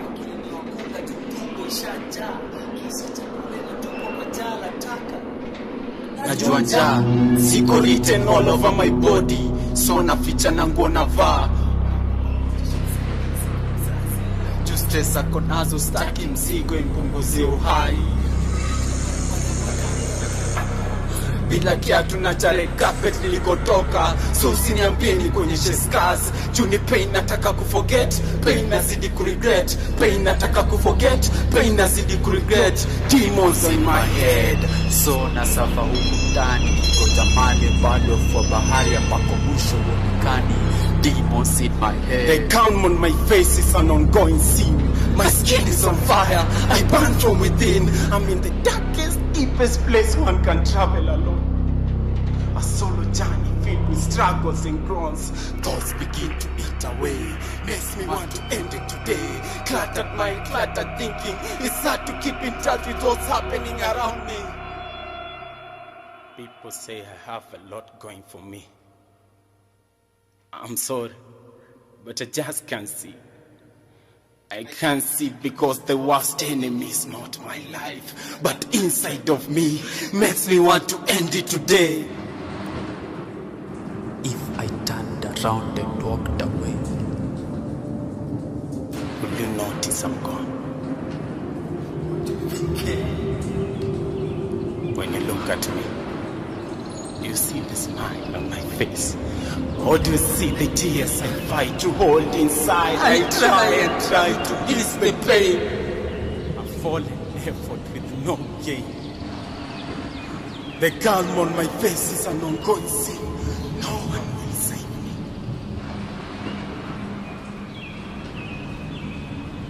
The red corner, the blue corner, and the red corner is got sass. I find close, making fast, my mind to race. That's every audience diary, got dilemma, but fight to turn their thoughts was the cause, patch against patch, suit up one knocked out, Nani, una go through a lot. Society imekufunza vibaya. Ati ukwe mstrong. Brother, Lia, sister, Lia, father, Lia, mother, Lia, auntie, Lia, uncle, Lia, kijana, Lia. Feel free to shed your tears. Speak to someone. Jiachilie. I'm Vico. I am Kinaya. I'm Georges. I am Robert. We are Mizizi Africa. Yeah.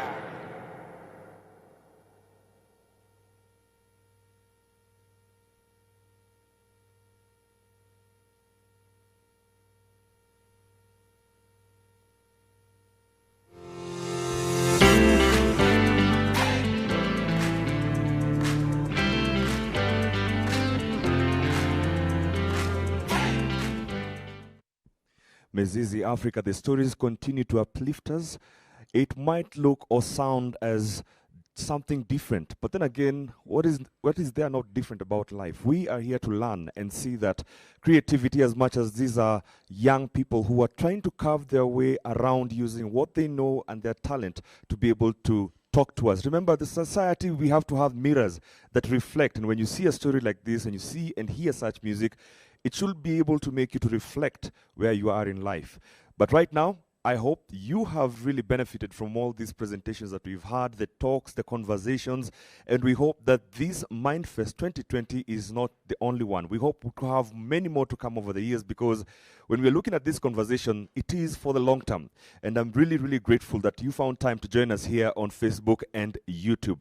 Right now, I'd like to welcome a gentleman who is part of the many partners and friends of Mindfest 2020. And before he comes here, I'd like to acknowledge all the partners and friends. That is Switch TV, we have Safaricom, Janssen, Bookings Africa, the Ministry of ICT, Innovation and Youth Affairs, and they were represented here by the CAS, that is Nadia Ahmed. What a powerful, moving story she shared with us here. But all this could not have been possible without the partnership of these friends of Mindfest. And there's somebody who said, coming together is a beginning, keeping together is a progress, and working together is success.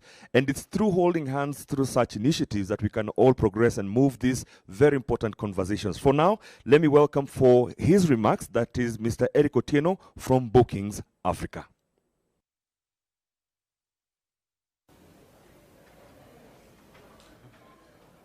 Thank you, Eddie. Thanks so much. Good evening, ladies and gentlemen. My name's Eric Otieno. I'm actually here as partners to the Mindfest. I represent Bookings Africa. I'm currently the country manager for Bookings Africa. So most of you are wondering, what is Bookings Africa? And please don't confuse with bookings.com.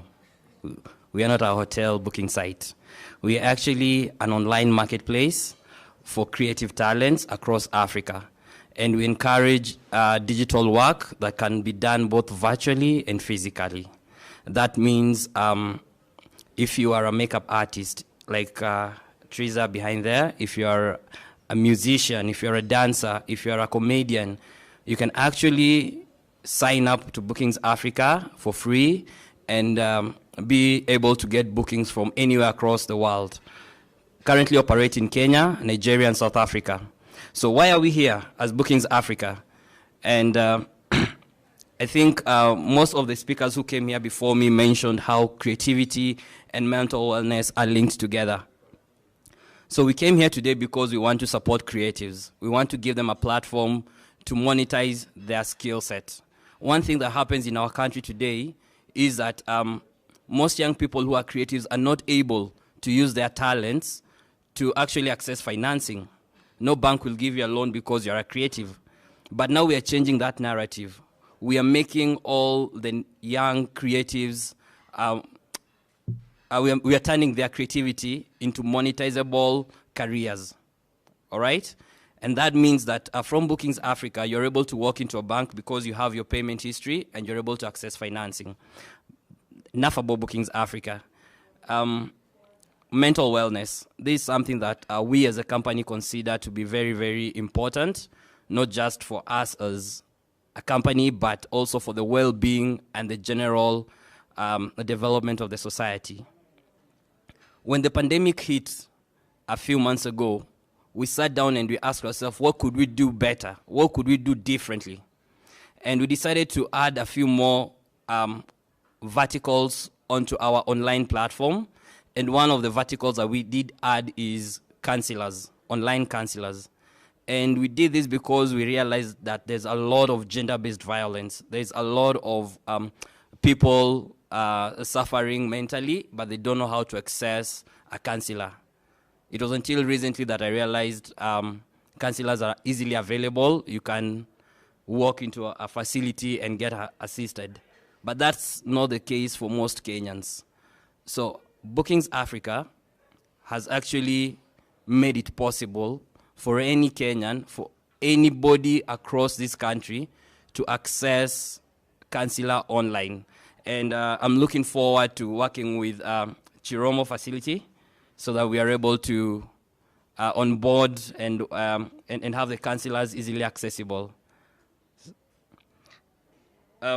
Finally, I'd want to thank everyone for getting the time to be here and for supporting this course.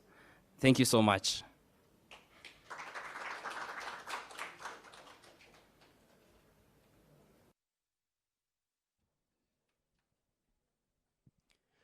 All right, thank you very much, Eric Otieno. It's always exciting when innovation is included in this conversation because it's where the world is going. And if you're not catching up with the great innovations that are happening around the world, then it's going to be very difficult to be able to deal with what we are going through. So right now, I'd like to, of course, once again acknowledge and say a very big thank you to Switch TV, Safaricom, Janssen, Bookings Africa, the Ministry of ICT, Innovation and Youth Affairs, of course, representing the government, we had CAS, ICT, Innovation and Youth Affairs, Nadia Ahmed. Right now, I'd like to welcome a lady who's been at the forefront of leading an amazing team that has been working around the clock. And through her stewardship, they've managed to put an amazing event, and that is the MindFest 2020. She is the Head of Department, Digital Relations, Chiromo Mental Health Hospital. Please help me in welcoming Gathoni Mbogwa.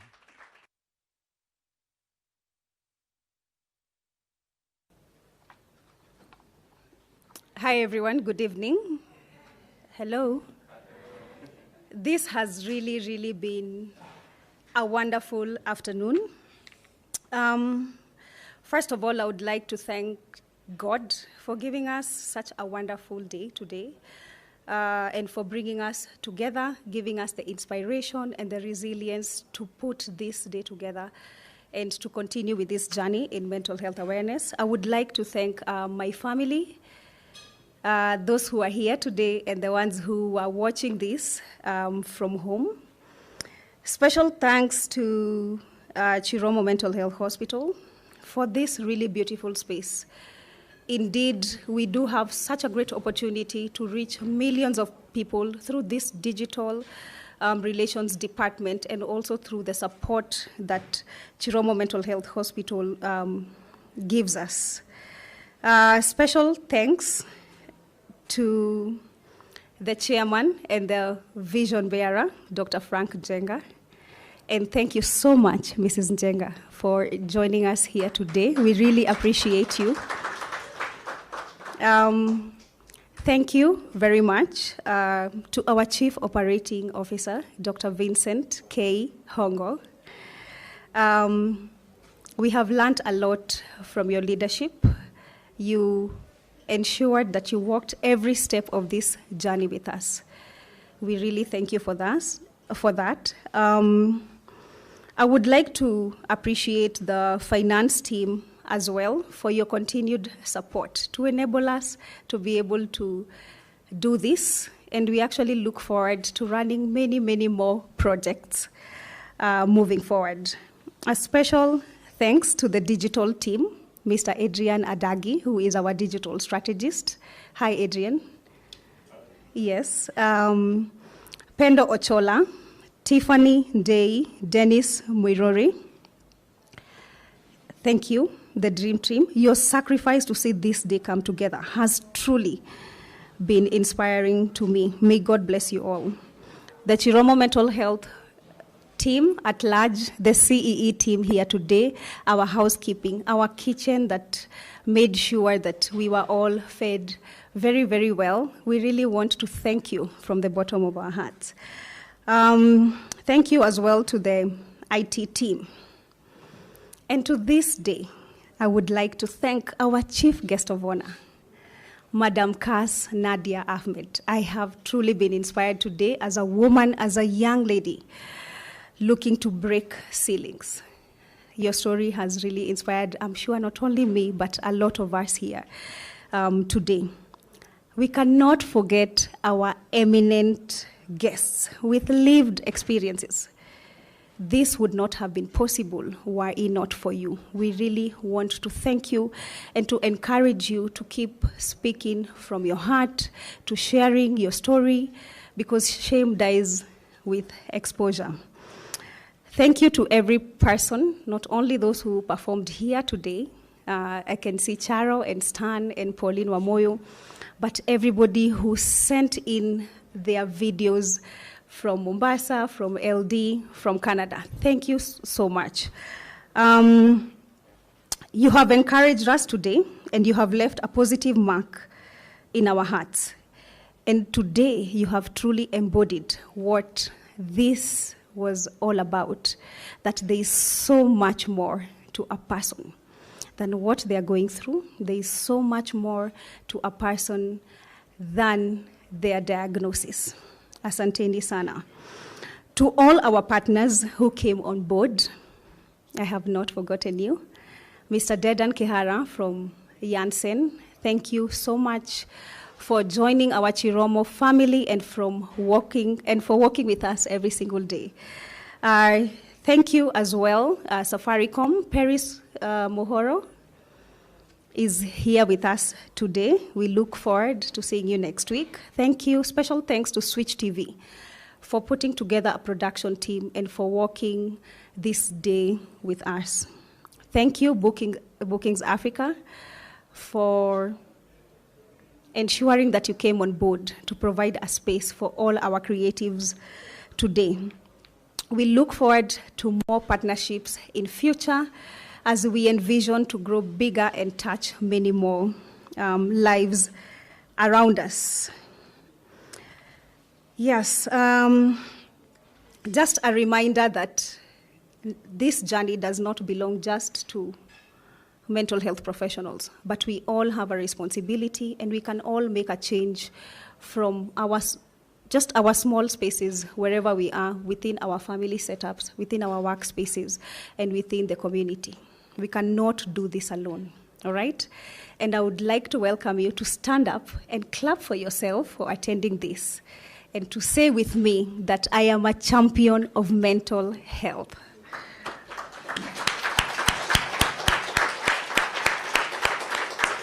God bless you all. Please say with me that I am a champion, of mental health. Thank you all. God bless you.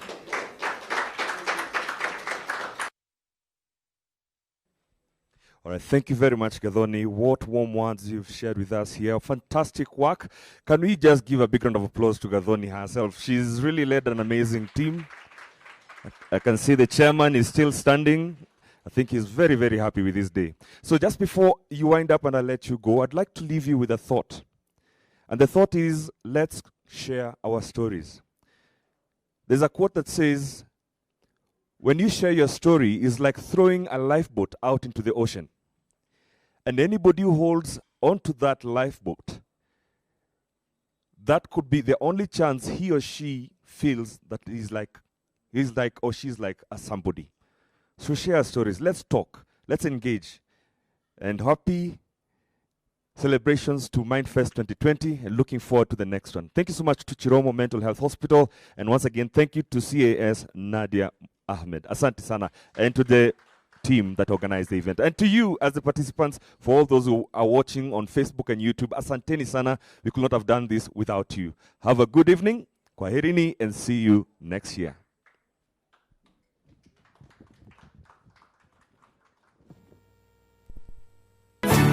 Over the past few months, our country has stood together to keep the COVID numbers down.